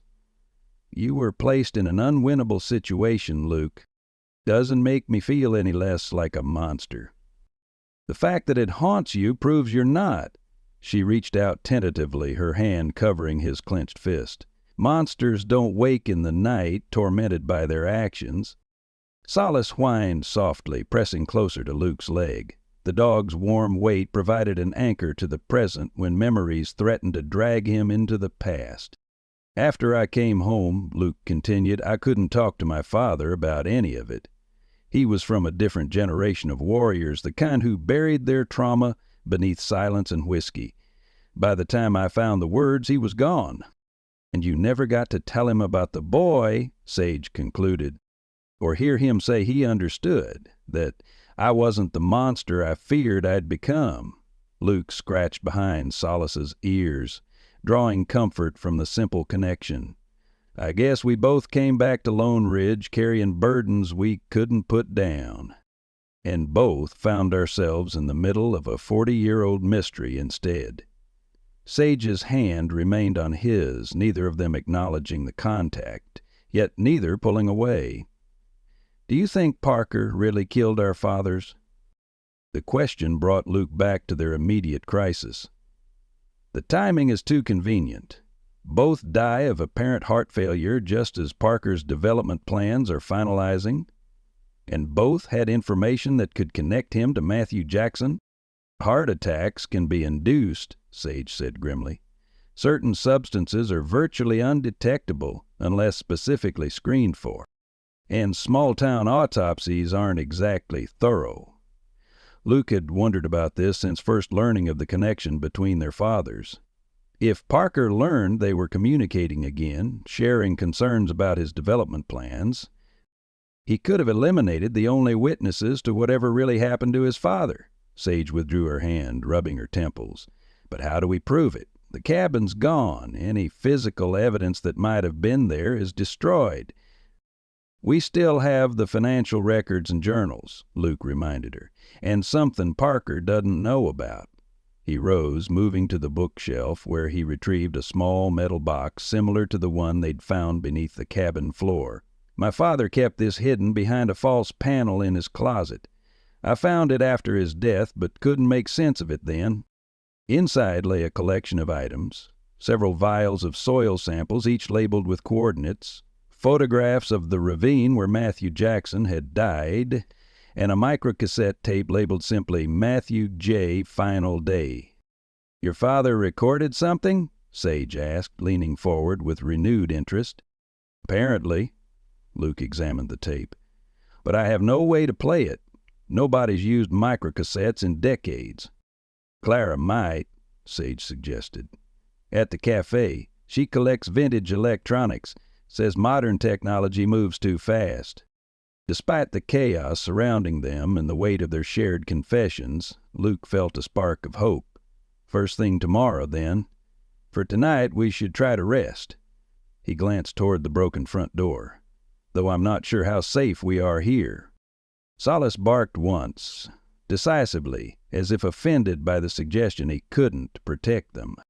Sage smiled for the first time since the cabin fire. "I think your father's insurance policy has us covered." They took turns keeping watch through the night, neither fully trusting that Parker wouldn't make another move against them. Solace remained vigilant, patrolling between rooms with quiet efficiency, occasionally stopping to check on whichever human was attempting to rest. Dawn arrived with gunmetal gray skies threatening rain, fitting weather for their somber mood. Luke made coffee while Sage cataloged the items that had been damaged or destroyed in the break-in. Though the intruders hadn't found the safe or the hidden box, they had left the Callahan home in disarray, another violation in a growing list. "Ready to see if Clara can help us with this?" Luke asked, holding up the microcassette as Sage entered the kitchen. Before she could answer, Solace suddenly stood at attention, a low growl rumbling in his chest as he faced the window. Luke's combat instincts immediately activated. He moved to the side of the window, cautiously peering out without exposing himself directly. A black SUV had parked at the end of the long driveway, still several hundred yards from the house. Two men in dark clothing stood beside it, appearing to survey the property. "Parker's men?" Sage asked, keeping her voice low as she joined him at the window. "Likely." Luke assessed their options with tactical precision. "They're probably checking if we're home before making another attempt at the safe. We should call Ramirez." "And wait for him to drive from town? They'll be gone by then." Luke made a quick decision. "We need to get to Clara's, see what's on that tape. It might be the evidence we need to prove Parker's involvement in all this." Moving with practiced efficiency, Luke gathered their essential evidence, the journals, financial records, and the metal box containing his father's collected items. He stuffed them into a backpack while Sage kept watch on their unwelcome visitors, who had now started slowly advancing up the driveway on foot. "Back door," Luke instructed, grabbing his truck keys. "We'll circle through the barn, take the utility road behind the property. They won't see us leave." Solace led the way as they slipped out the kitchen door, staying low and using the farm buildings for cover. The old barn's rear door opened onto an overgrown track that had once connected the Callahan property to neighboring ranches. Luke's truck was parked on the far side, hidden from view of the main house. "They'll figure out we're gone pretty quickly," Sage noted as they climbed in, Solace jumping into the truck bed with practiced ease. "But they won't know where we've gone." Luke started the engine, keeping the speed slow to minimize noise as they followed the utility road away from the property. "Advantage of growing up here, I know every back route in the county." Instead of heading directly to town, Luke took a circuitous path through Forest Service roads and old ranching trails, eventually approaching Lone Ridge from the south rather than the more obvious eastern approach from his property. Clara's Corner Cafe sat on the edge of Main Street, a cozy establishment with checkered curtains and the perpetual smell of fresh pie. Despite the early hours, several customers already occupied the worn booths, nursing coffee and trading local gossip. At a corner table, Sheriff Ramirez was midway through what appeared to be his usual breakfast. Clara herself, a robust woman in her 60s with steel gray hair and shrewd eyes that missed nothing, spotted them immediately. "Luke Callahan and the famous Sage Whitmore," she announced, loud enough to turn heads throughout the cafe. "Stirring up more trouble, are you?" "Just looking for some breakfast and a favor," Luke replied, guiding Sage to the counter while scanning the room for unfamiliar faces. Solace remained outside, maintaining his self-appointed guard duty.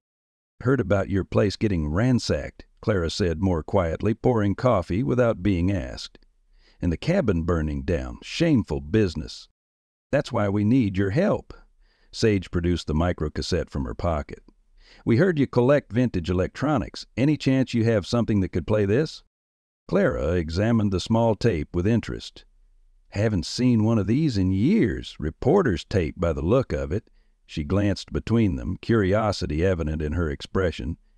"I might have an old player at home. What's on it that's got you sneaking in my back door looking like you've seen ghosts?" "Potentially evidence connecting Marshall Parker to our father's deaths," Sage answered directly, keeping her voice low. Clara's expression hardened.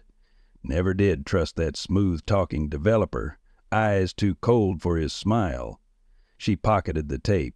"Give me 30 minutes. Meanwhile, you two look like you could use food and a safe place to catch your breath." She guided them to a booth in the back corner with a clear view of both entrances, a position Luke would have chosen himself for tactical advantage. Sheriff Ramirez nodded acknowledgement from his table, but didn't approach, offering them privacy while maintaining a protective presence.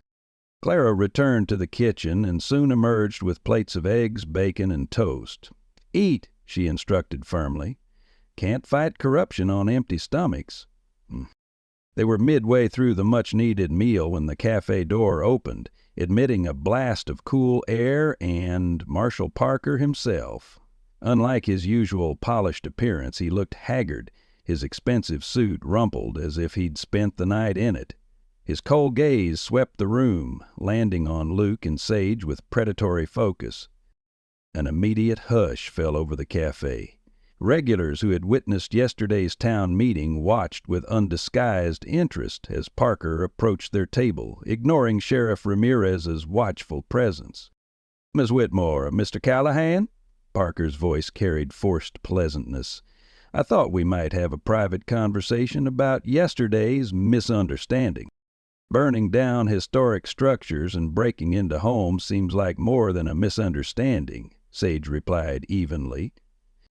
"Serious allegations. Without proof." Parker's smile didn't reach his eyes. "I came to offer a compromise, a mutually beneficial arrangement."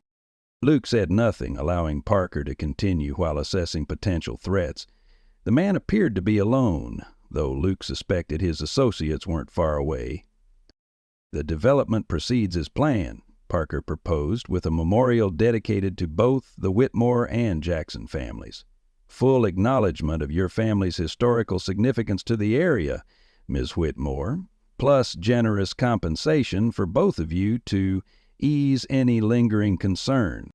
"You're trying to buy our silence," Sage translated flatly. "I'm offering a reasonable solution that benefits everyone." Parker's composed facade cracked slightly, revealing the desperation beneath. The alternative is protracted legal battles that will drain your resources and ultimately change nothing. The land is legally mine." "And our fathers?" Luke asked, speaking for the first time. "Was killing them part of your reasonable solution?" Parker's expression flickered between shock and calculation. "I had nothing to do with their deaths. Heart failure is unfortunately common among men their age." "Convenient timing, though," Sage pressed, just as they were reconnecting, sharing concerns about your development plans and your connection to Matthew Jackson. "You have no proof of anything beyond your wild speculations." Parker's voice hardened. "But continuing down this path will make enemies you can't afford, Miss Whitmore. You too, Callahan." Before either could respond, a low growl announced Solace's presence. The German Shepherd had somehow entered through the kitchen, positioning himself protectively beside their booth. His focus remained entirely on Parker, hackles raised. Parker took an involuntary step back, genuine fear flashing across his face. "Control your animal, Callahan." "He's not mine," Luke replied calmly. "He belonged to my father, and he seems to have strong opinions about you." Sheriff Ramirez approached, coffee mug in hand but purpose in his stride. "Everything all right here?" "Sheriff, I was just leaving." Parker straightened his tie, composure returning. "Consider my offer," he added, addressing Luke and Sage. "It expires at noon. After that, well—" He let the implied threat hang in the air before exiting the cafe, the bell above the door jingling with incongruous cheerfulness at his departure. "Man doesn't give up easily," Ramirez observed, watching through the window as Parker drove away. "He's desperate," Luke noted. "Making offers, issuing threats in public. That's not the behavior of someone in control." "He knows we're close to something," Sage agreed. "Something on that tape has him scared." As if summoned by mention of the tape, Clara returned, slightly breathless, a battered microcassette player clutched in her hands. "Found it," she announced triumphantly. "Batteries still work even." The small group moved to the cafe's back office for privacy. Luke, Sage, Sheriff Ramirez, and Clara, with Solace standing guard at the door. Clara inserted the tiny tape, adjusting the volume before pressing play. Static filled the room, followed by a young man's voice, clear despite the tape's age. "April 15th, 1974. Matthew Jackson recording. Harold Whitmore has been embezzling from the investment fund for years. I've documented transfers to offshore accounts totaling over $300,000, 0 cents. Gerald Parker, my father, has been kept in the dark, thinking their business is simply struggling due to the recession. I'm meeting Harold tonight to present what I've found. Give him a chance to come clean before I take this to the authorities. Thomas and Everett are nearby if things get heated. Harold has a temper, especially when drinking." A pause. Then, "If anything happens to me, this recording confirms I feared for my safety when confronting Harold Whitmore. The financial evidence is hidden at coordinate markers noted in my ledger. Dad, if you're hearing this, I'm sorry. I couldn't let him keep stealing from you and the other investors." The recording ended, leaving a heavy silence in its wake. Luke exchanged glances with Sage, both processing the implications of what they'd just heard. "Matthew Jackson knew he might be in danger," Sheriff Ramirez said slowly. "This recording was his insurance policy." "Insurance that never reached anyone who could use it," Sage added. "Until now." Luke thought of the soil samples in his father's metal box, each labeled with coordinates. My father must have collected evidence from the locations Matthew mentioned in his ledger, physical proof of whatever happened that night. "And kept it all these years, alongside this recording?" Ramirez nodded. "Everett always was thorough." Clara, who had remained uncharacteristically silent, finally spoke. "Harold Whitmore was a mean drunk. Whole town knew it, but looked the other way because of his money and family name. If Matthew confronted him while he was intoxicated, it could have led to violence," Luke finished, "followed by a cover-up that our fathers witnessed." And 40 years later, Harold's grandson comes home to find you two stirring up the past. Ramirez rubbed his jaw thoughtfully.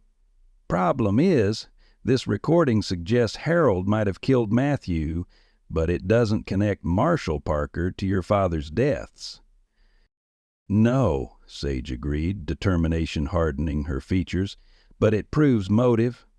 Parker returns to Lone Ridge, buys the Whitmore property where his father died, and suddenly both witnesses to whatever happened that night die of identical heart failures? Circumstantial, Ramirez warned. Not enough for an arrest, but enough for a warrant to investigate Parker more thoroughly, Luke suggested. The sheriff considered this. Possibly. I'd need to consult the county attorney. A commotion from the main cafe interrupted their discussion. Raised voices, the scrape of chairs being pushed back hastily. Clara moved to the door, peering out before turning back with alarm. "Parker's men," she hissed. "4 of them. They're asking where you went." Luke's military training kicked in immediately. "Back exit. Through the kitchen. Leads to the alley," Clara confirmed. "I'll stall them." "I'll create a distraction," Ramirez added, checking his sidearm. "Get that evidence somewhere safe, Callahan. We'll need it if we're going to stop Parker." As they slipped through the kitchen, the weight of what they'd uncovered pressed on Luke with physical force. Their fathers had carried this burden for 40 years. The knowledge of a crime covered up, evidence preserved but never used, a silent pact to protect each other from potential retribution. The alleyway behind Clara's cafe offered momentary shelter, but Luke knew they couldn't linger. Parker's men would search the building thoroughly once they realized their quarry had slipped away. Solis led the way, his training evident in how he moved, alert but silent, pausing at corners to ensure the path ahead was clear. "Where to now?" Sage whispered, clutching the backpack containing their precious evidence. The microcassette player and tape were safely tucked inside, alongside the journals and financial records. "We need somewhere they wouldn't expect," Luke replied, scanning their surroundings with tactical precision. "Somewhere we can regroup and plan our next move." A sudden inspiration struck him. Dr. Monroe's veterinary clinic. It's on the edge of town, and Solis is due for a checkup anyway. A perfect cover. They moved quickly through Lone Ridge's network of back streets, avoiding Main Street, where Parker's men would likely be searching. The October morning had turned gloomy, low clouds threatening rain, fitting weather for their increasingly dire situation. Oak Hollow Veterinary Clinic occupied a modest building with a fenced yard behind it. Dr. Eliza Monroe had taken over the practice from her father years ago, becoming the town's primary animal doctor. More importantly to Luke, she had been a close friend of his mother's before Sarah Callahan left town, abandoning her husband and young son. A bell chimed softly as they entered the empty waiting room. Moments later, Dr. Monroe emerged from an examination room, her expression shifting from professional welcome to concerned recognition. "Luke Callahan," she said, pushing her glasses up her nose. "And you must be Sage Whitmore. The whole town's talking about you two." Her gaze dropped to Solis, who sat attentively at Luke's side. "And this remarkable dog." "We need a place to lay low for a bit," Luke explained, keeping his voice low despite the empty waiting room. "Parker's men are looking for us." Understanding immediately darkened her features. "Follow me." She led them through the clinic to her private office, a cluttered space filled with veterinary journals, framed diplomas, and photographs of animals she had treated over the years. Among them, Luke noticed with surprise, was a faded picture of a much younger Everett Callahan holding a German Shepherd puppy.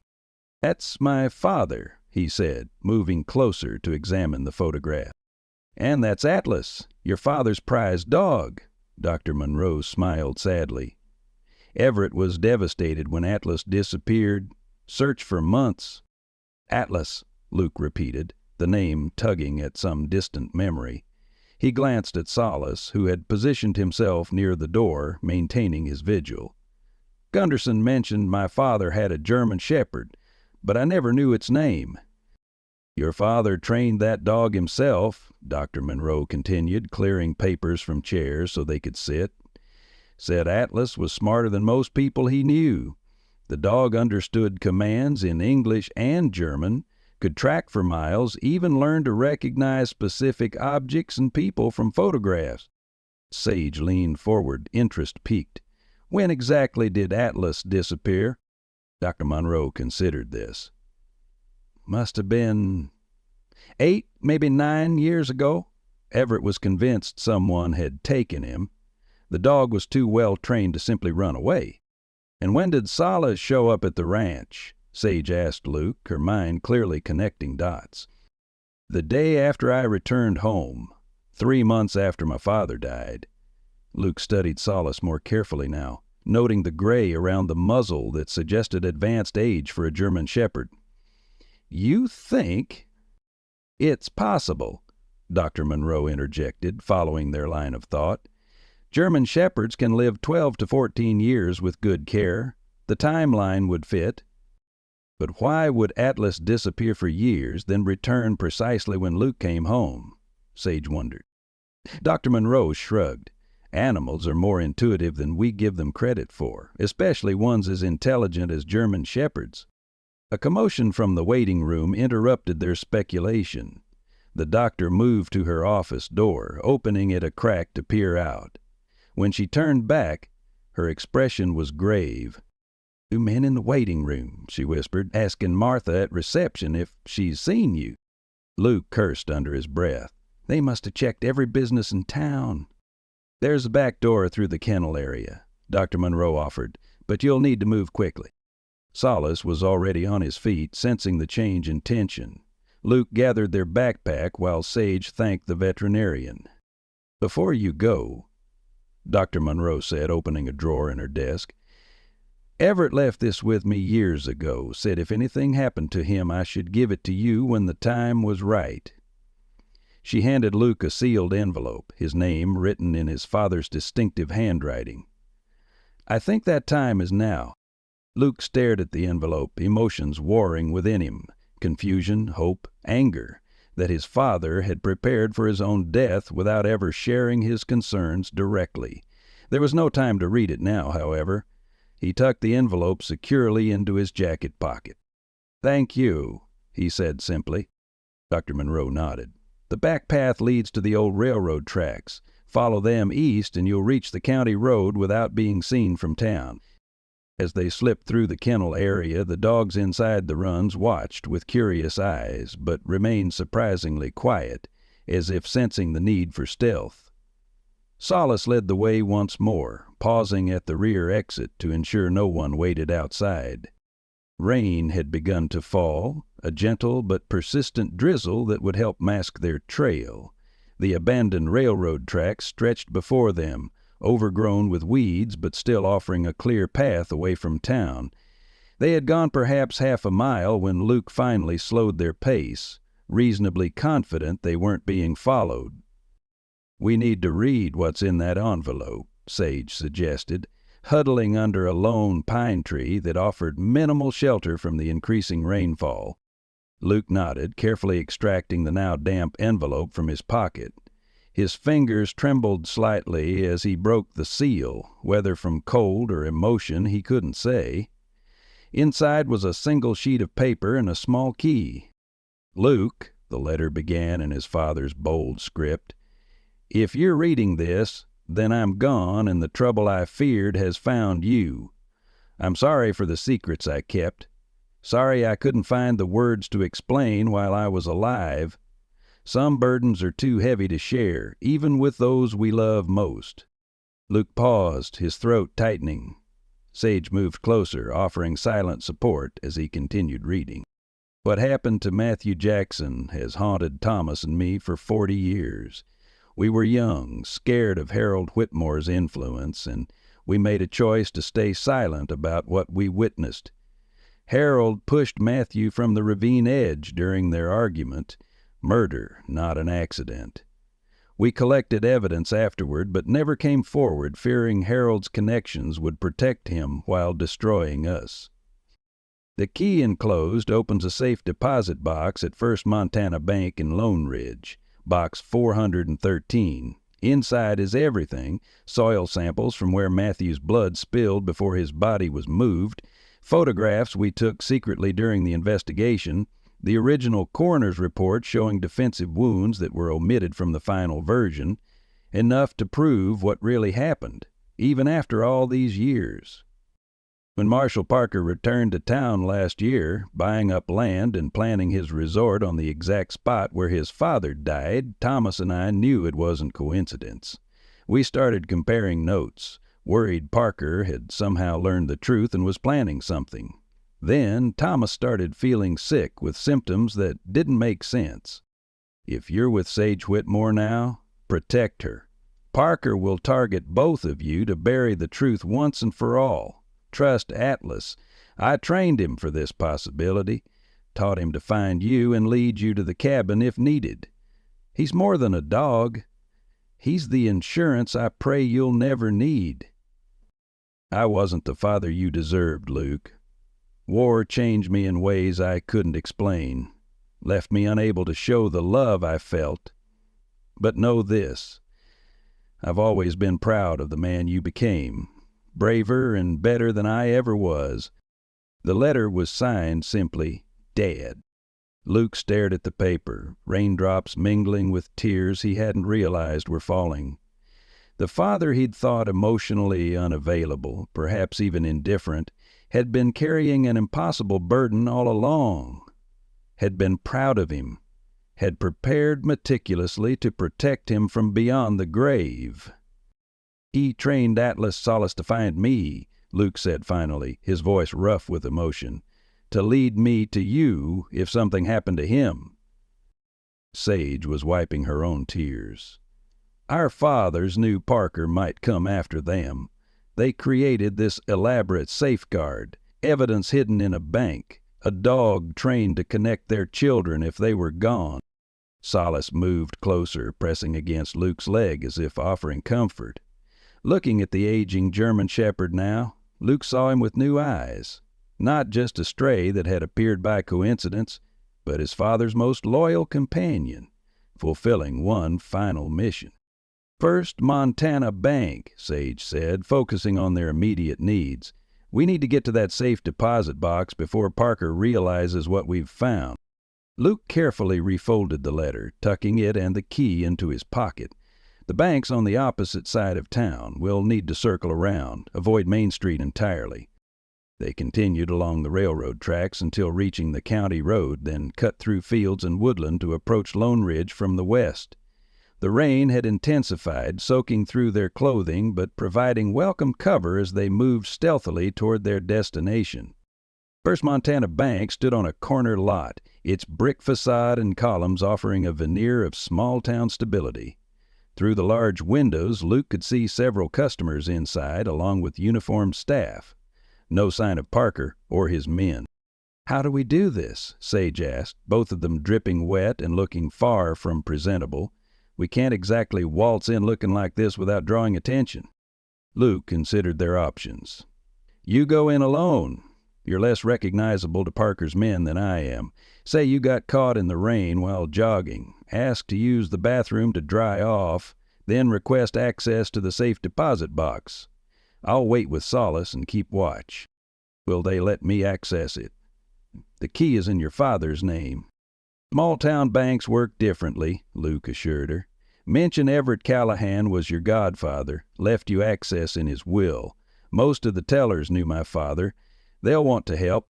Sage nodded, straightening her sodden clothing as best she could and attempting to smooth her rain-plastered hair. "I'll be as quick as possible."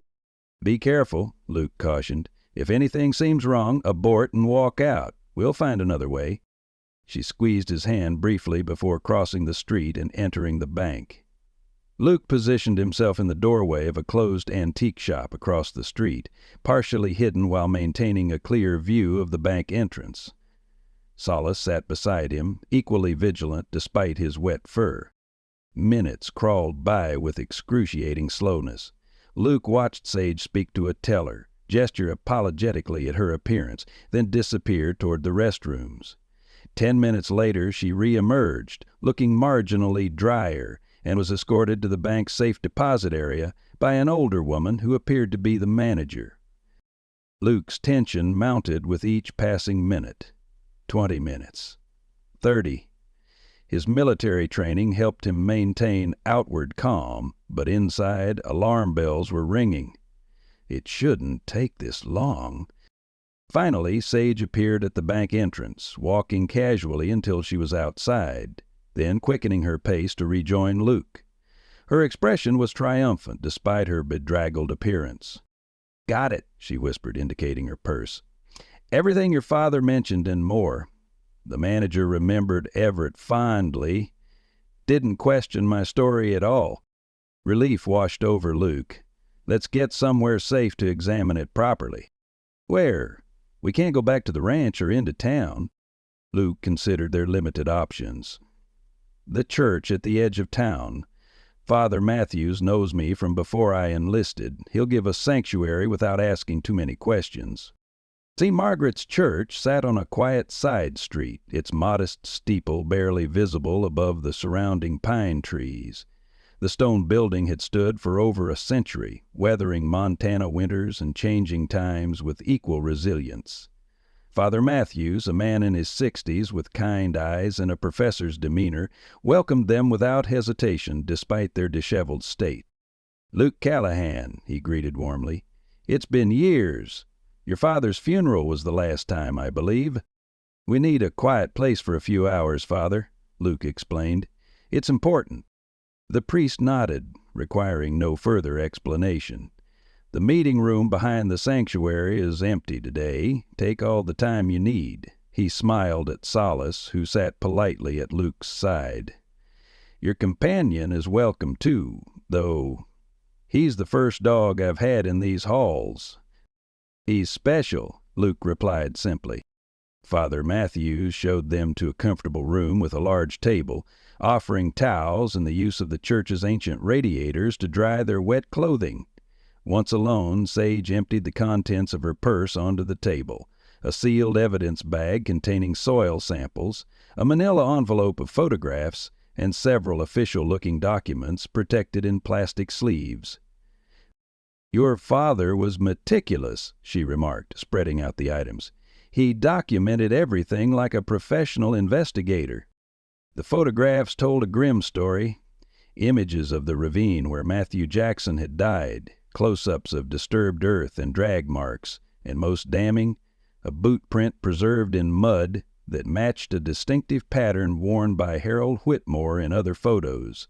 The soil samples were labeled with coordinates and notes indicating the presence of blood. Most revealing was the original coroner's report, complete with hand-drawn diagrams showing defensive wounds on Matthew's arms and hands, injuries inconsistent with an accidental fall, but perfectly aligned with fighting off an attacker before being pushed. "This would have been enough to reopen the case even without the recording," Luke observed, carefully examining each item. "Why didn't they come forward?" "Fear," Sage suggested. "Small town, powerful family, and once they'd kept silent initially, coming forward later would have implicated them in the cover-up." "So they carried it for decades," Luke shook his head, imagining the weight of such a secret, "until Parker returned and threatened to expose everything.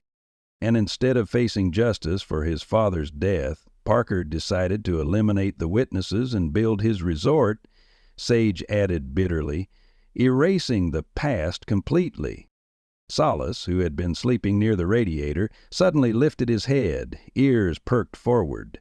A low growl rumbled in his chest as he rose to his feet, staring intently at the door. Luke immediately tensed, years of combat training kicking in. "Someone's coming." "Father Matthews," Sage whispered, hopefully, gathering the evidence back into her purse. He would have knocked. Luke moved silently to the door, pressing his ear against it. Muffled voices came from the church's main entrance. Multiple people, male, speaking with urgent tones. "We need another exit," he whispered, scanning the room. A small window overlooked the church cemetery, probably just large enough for them to squeeze through. Before they could move, The door burst open. Two of Parker's men stood in the doorway, expressions grim and determined. Behind them in the hallway, Luke glimpsed Father Matthews being restrained by a third man, apologetic fear in the priest's eyes. "Into the line, Callahan," the larger of the two men said, advancing into the room. "Parker wants what you took from the bank." Salas sprang forward with a ferocious bark, positioning himself between the intruders and his humans. The sudden aggression from the previously calm dog momentarily startled the men, giving Luke precious seconds to assess their options. The room offered little tactical advantage. A heavy table, chairs, and a wooden podium were the only potential weapons, or barriers. The window remained their best escape route, but reaching it would require moving past the men. "Give us the evidence," the second man demanded, recovering from his initial surprise at Salas's protective display. "Nobody needs to get hurt here." "Like our fathers didn't get hurt?" Sage challenged, her voice steady despite the danger. "Tell Parker we know everything. How his father discovered Harold Whitmore's embezzlement, how Harold murdered him, how our fathers witnessed it, and how Parker poisoned them both when they started comparing notes," Luke added, watching for any reaction that might confirm their theory. A flicker of unease crossed the first man's face. "We're just here for the documents. What happened to your fathers isn't our concern." "But it is Marshal Parker's concern," Luke pressed, "because he came back to Lone Ridge for revenge, not business. The resort is just a cover to destroy the place where his father died." "Enough talking," the larger man snapped, reaching inside his jacket. The movement revealed the outline of a concealed weapon. "The evidence! Now!" What happened next unfolded with the chaotic precision of combat. Salas launched himself at the armed man, clamping powerful jaws around his wrist before he could draw his weapon. Luke simultaneously charged the second intruder, tackling him into the hallway. Sage scrambled for the window, working to open the rusted latch. The church's peaceful silence shattered with shouts, growls, and the crash of overturned furniture. Luke grappled with his opponent on the hallway floor, years of military hand-to-hand training giving him the advantage despite the man's size. A solid punch to the solar plexus left the man gasping. Inside the meeting room, Salas maintained his grip on the armed intruder's wrist, drawing a howl of pain. The man slammed his free hand against the dog's head, trying to dislodge him, but Salas's determination was unshakable.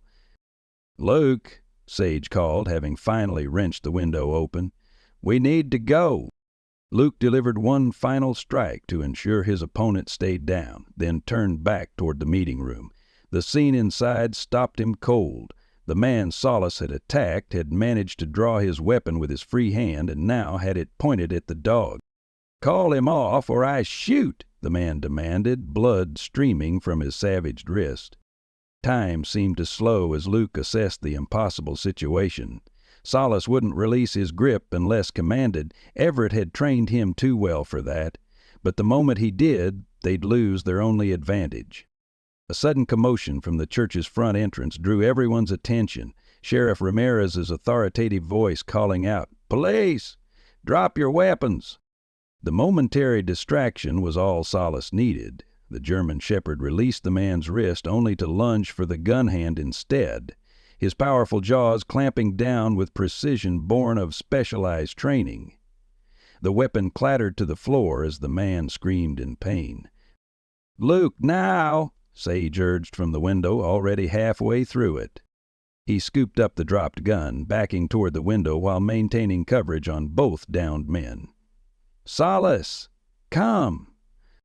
The German shepherd immediately released his grip and bounded to Luke's side.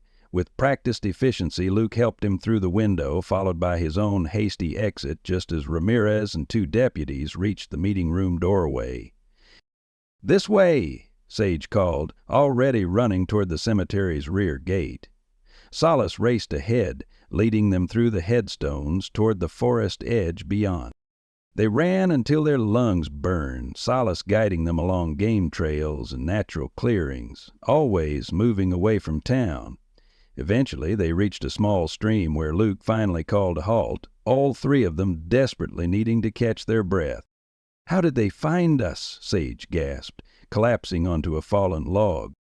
"Someone must have seen you at the bank," Luke suggested, checking Solace for injuries.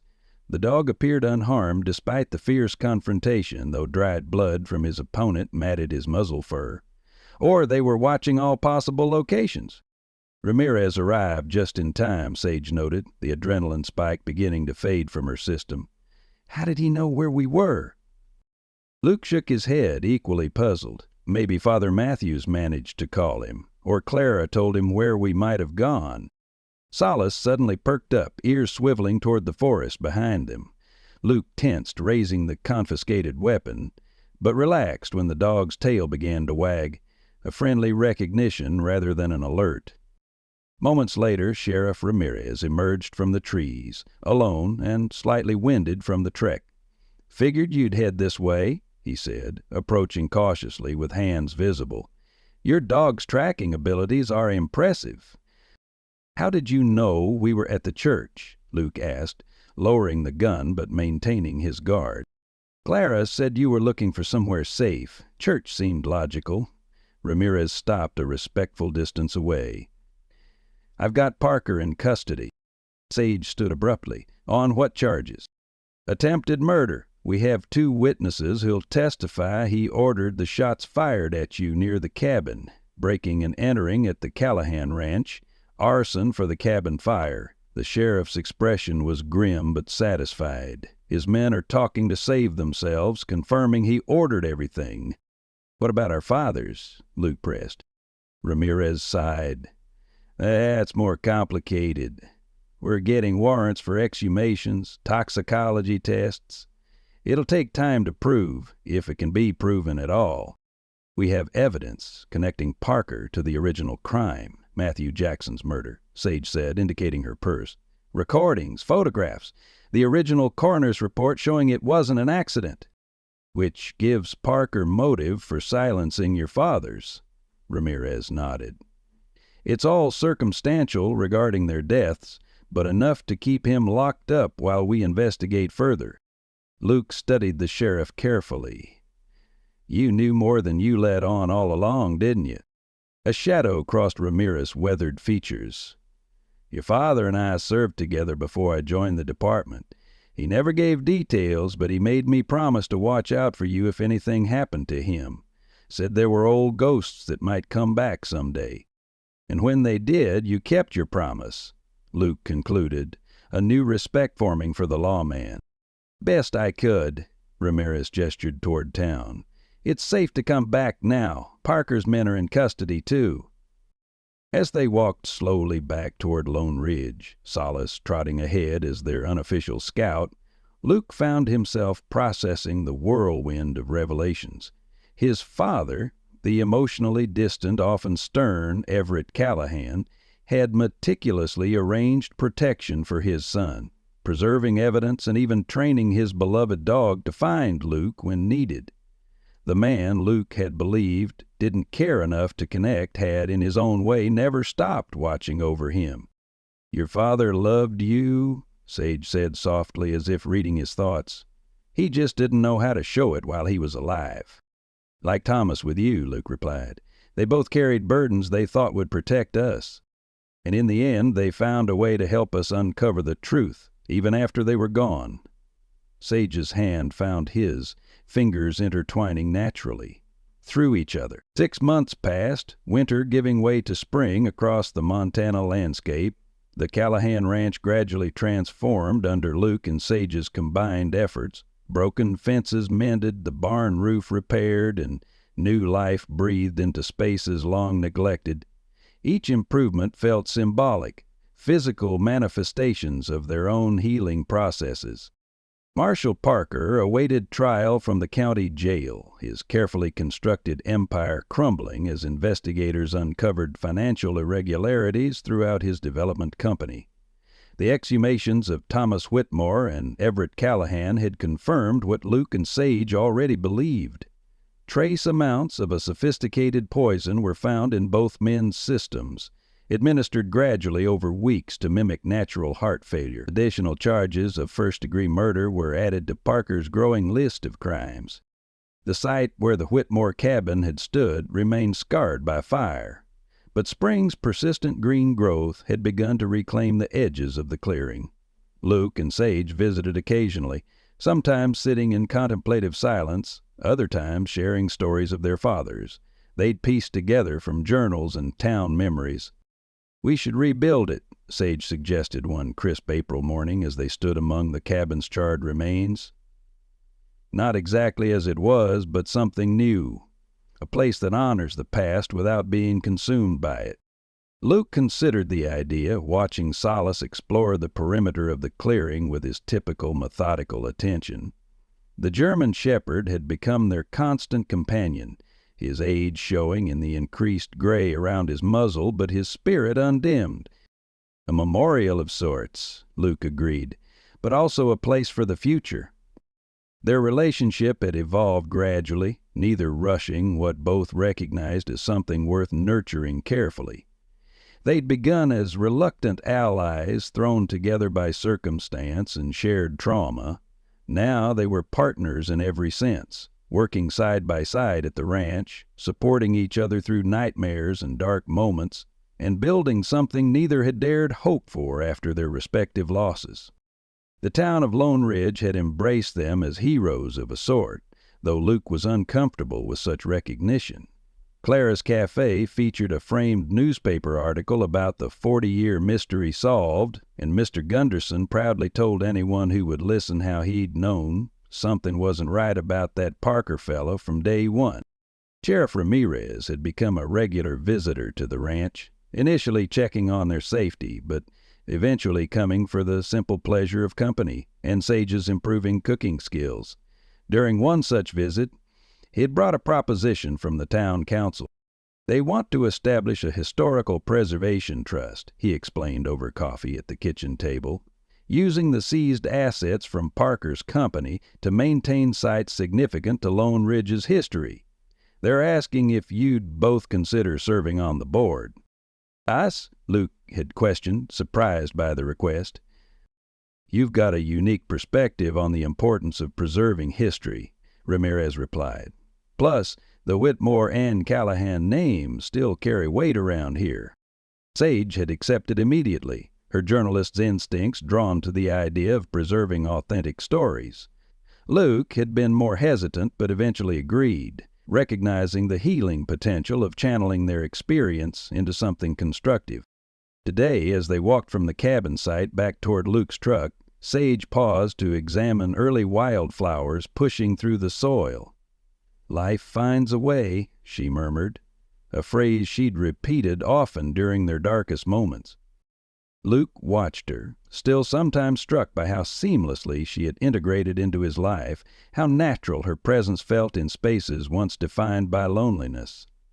"We should talk about your lease," he said, the words emerging before he'd fully formulated his thoughts. Sage straightened, brushing dirt from her jeans. "My lease at the Silver Pine? It's up next week." Luke shifted his weight, suddenly feeling like an awkward teenager rather than a combat-hardened veteran. "Seems unnecessary when you spend most nights at the ranch anyway."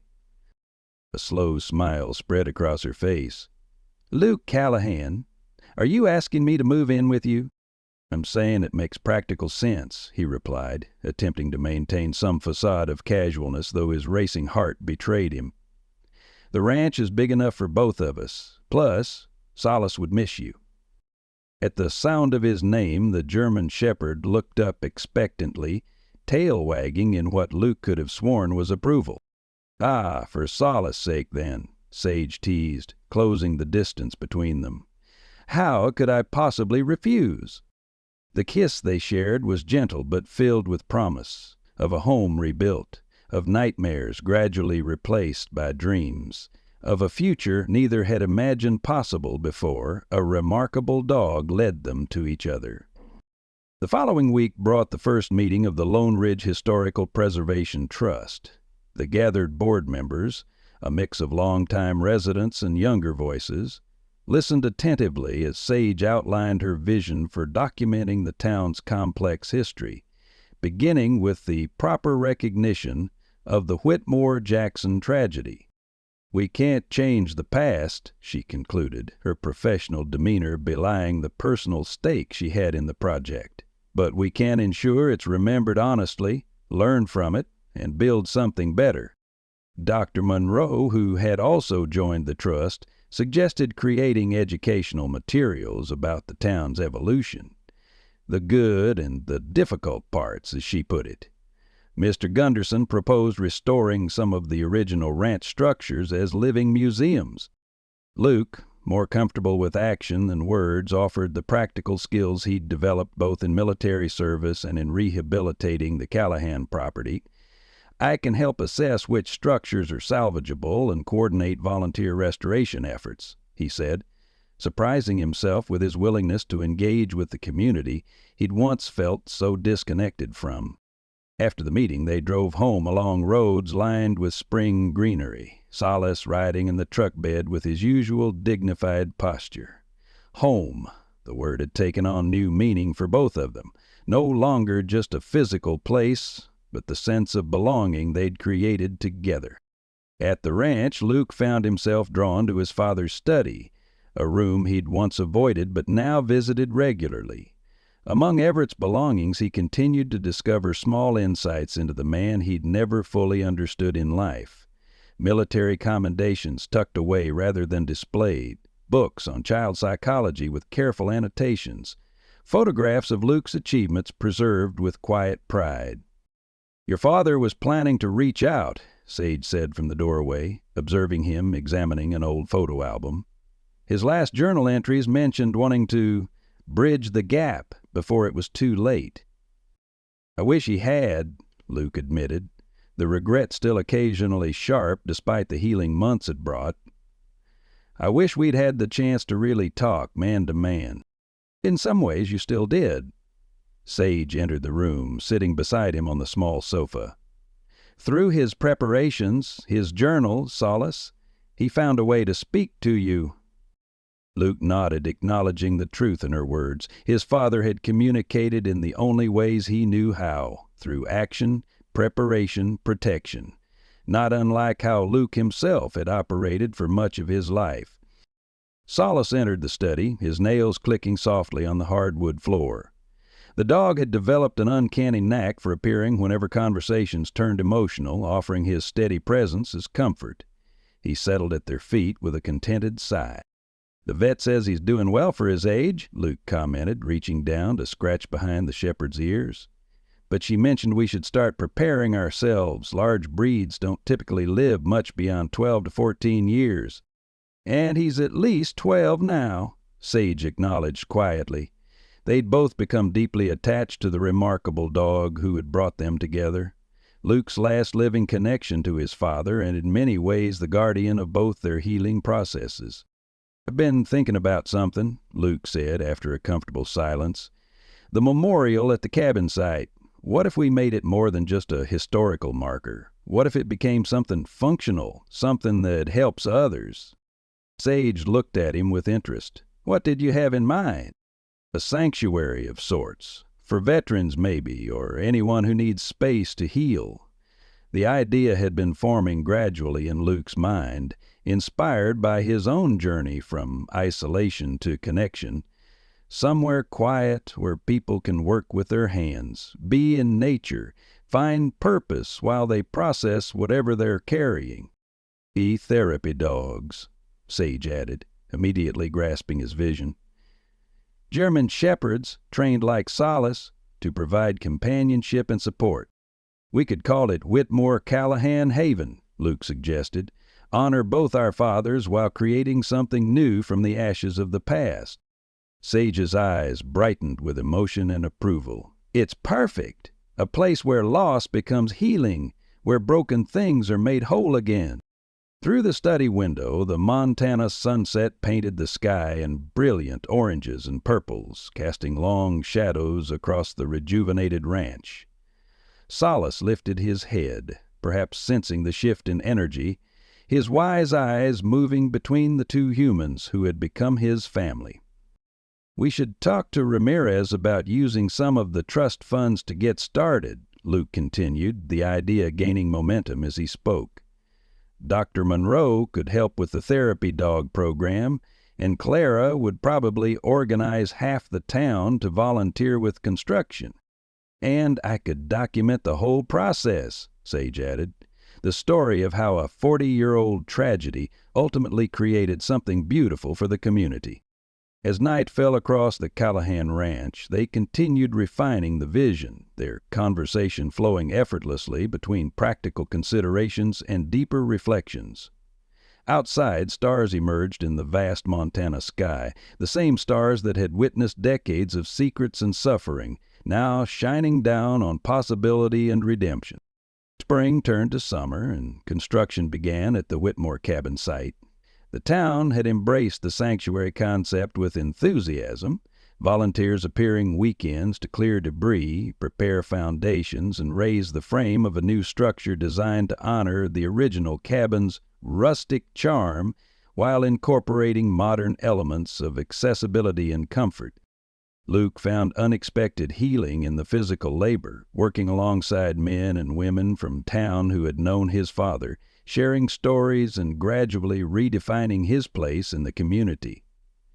Sage documented the process with her journalist's eye, creating a narrative that wove together past and present, personal and communal. Solace supervised the construction with dignified attention, earning treats and affection from volunteers who'd all heard the remarkable story of the German shepherd who led a veteran to a remote cabin and changed the course of many lives. Though slowing with age, he remained vigilant, particularly when Luke and Sage were nearby. On a warm August evening, as the sanctuary's main building neared completion, they hosted a small gathering at the site. Sheriff Ramirez brought steaks for the grill, Clara contributed her famous potato salad, and Dr. Monroe arrived with 2 German Shepherd puppies she was training for the future therapy program. "To new beginnings," Ramirez toasted, raising his beer bottle as the group gathered around picnic tables set beneath pine trees at the clearing's edge. "And to remembering what matters." "To Everett and Thomas," Dr. Monroe added, "who would be proud of what their children have created." The evening unfolded with easy conversation and occasional laughter, the kind of simple community gathering that had once seemed impossible to Luke in his isolated grief. Watching Sage in animated discussion with Clara about upcoming sanctuary programs, he felt a profound gratitude for the unexpected path his life had taken. Solace appeared at his side, leaning lightly against his leg in their familiar gesture of connection. Luke knelt to embrace the aging dog, burying his fingers in the thick fur, still soft despite the increasing gray. "You did good, boy," he murmured, emotion tightening his throat. "Dad would be proud of you, too." The German shepherd looked at him with those knowing eyes that had witnessed so much. War and homecoming, grief and healing, isolation and connection. In those eyes, Luke sometimes glimpsed his father's steadfast spirit. The unspoken love that had ensured his son would never truly be alone. Later that night, after their guests had departed and they'd returned to the ranch, Luke and Sage sat on the porch swing watching fireflies illuminate the summer darkness. Solace lay at their feet, his breathing deep and contented in sleep. "I've been thinking," Sage said, her head resting comfortably against Luke's shoulder, "about what we've built these past months. The sanctuary, the historical trust, this home." "Regrets?" Luke asked, though he already knew the answer. "The opposite." She shifted to face him. "I feel like I've found exactly where I'm supposed to be, who I'm supposed to be with." The vulnerability in her voice touched something deep within him. They'd shared so much, trauma and healing, danger and safety, the unraveling of family mysteries and the building of new traditions. Yet neither had spoken directly about the future, beyond their immediate projects. "I feel the same way," he admitted, the words coming easier than he'd expected. "Never thought I'd find this kind of peace after everything. Never thought I'd find someone who understands the darkest parts without flinching." Sage's hand found his in the darkness. We were both lost in different ways, preparing to give up. "Until a German shepherd with a mission brought us together," Luke finished, glancing down at Solace, who had opened one eye as if aware he was being discussed. "I used to think finding meaning after loss was impossible," Sage continued, "that grief was just an endless tunnel with no exit." Her voice softened. "I don't think that anymore." The night wrapped around them, crickets providing gentle accompaniment to their conversation. In the distance, an owl called, its haunting sound echoing across the fields that had sustained generations of Callahans. "I bought something today," Luke said after a comfortable silence. He reached into his pocket, withdrawing a small wooden box that he'd carefully selected at Mr. Gunderson's store earlier in the week. Had it in mind for a while, but today felt right. Sage's breath caught as he opened the box, revealing a simple but elegant ring with a Montana sapphire set in silver. Not ostentatious, but beautiful in its understated clarity, much like the woman herself. "I'm not good with flowery speeches," Luke began, his heart pounding despite the certainty he felt. "Military training teaches precision, getting to the point." A smile touched Sage's lips. "Then get to the point, soldier." "I love you," he said simply. "We found each other in the strangest circumstances, but it feels like exactly where we were meant to be. I don't want to waste any more time. We've both seen how fragile life can be." He took a steadying breath. "Sage Whitmore, will you marry me?" Tears glistened in her eyes, visible even in the porch's dim light. "Yes," she whispered. "1,000 times yes." As he slipped the ring onto her fingers, Solace rose from his spot on the porch, tail wagging with what Luke could only interpret as approval. The German shepherd pressed against both of them, completing the circle of family they had formed. In that moment, the grief that had once defined both their lives didn't disappear. It never would completely, but it found its proper place in the larger tapestry of their experience. No longer the dominant thread, but one strand among many in a richer, more complex pattern they continued to weave together. The Whitmore-Callahan Haven opened officially that autumn as Montana's aspens turned golden and the air carried the first hints of coming winter. A simple plaque at the entrance bore the names of 4 men, Thomas Whitmore, Everett Callahan, Matthew Jackson, and Atlas, whose intertwined stories had ultimately led to this place of healing. The first veterans arrived in October, men and women carrying visible and invisible wounds from conflicts around the world. They found in the haven what Luke had once desperately needed himself: quiet understanding, meaningful work, and the unconditional acceptance of therapy dogs descended from Solace's training lineage. Sage's documentation of the project gained national attention, bringing recognition to Lone Ridge and additional funding for similar programs across the country. Luke found himself reluctantly speaking at veterans events, sharing how his own journey from isolation to connection had shaped the Haven's mission. Their wedding took place at the sanctuary on a clear November day, with changing leaves providing a natural cathedral of red and gold around them. The ceremony was small but meaningful. Sheriff Ramirez serving as best man, Clara and Dr. Monroe standing with Sage, and Solace carrying the rings in a small pouch attached to his collar. Father Matthews officiated, speaking eloquently about redemption and second chances, about finding light in unexpected places. "These 2 souls," he concluded, "remind us that even the deepest wounds can become openings for love to enter. That when we face our darkest truths together, we find our way toward healing." As Luke and Sage exchanged vows beneath the Montana sky, with Solace sitting attentively between them, they each silently acknowledged the remarkable journey that had brought them to this moment. A journey that began with a German shepherd appearing at the edge of a broken fence line, carrying out one final mission for the father who had trained him. Later that evening, as guests celebrated in the sanctuary's main hall, Luke and Sage slipped away briefly with Solace to visit the small memorial garden planted where the original cabin had stood. 4 stone markers honored the men whose lives and deaths had shaped their path, surrounded by native plants that would return year after year despite Montana's harsh seasons. "I think they know," Sage said softly, her hand fitting perfectly in Luke's. "Somehow? I think they see what's grown from their sacrifice." Luke nodded, words unnecessary between them now.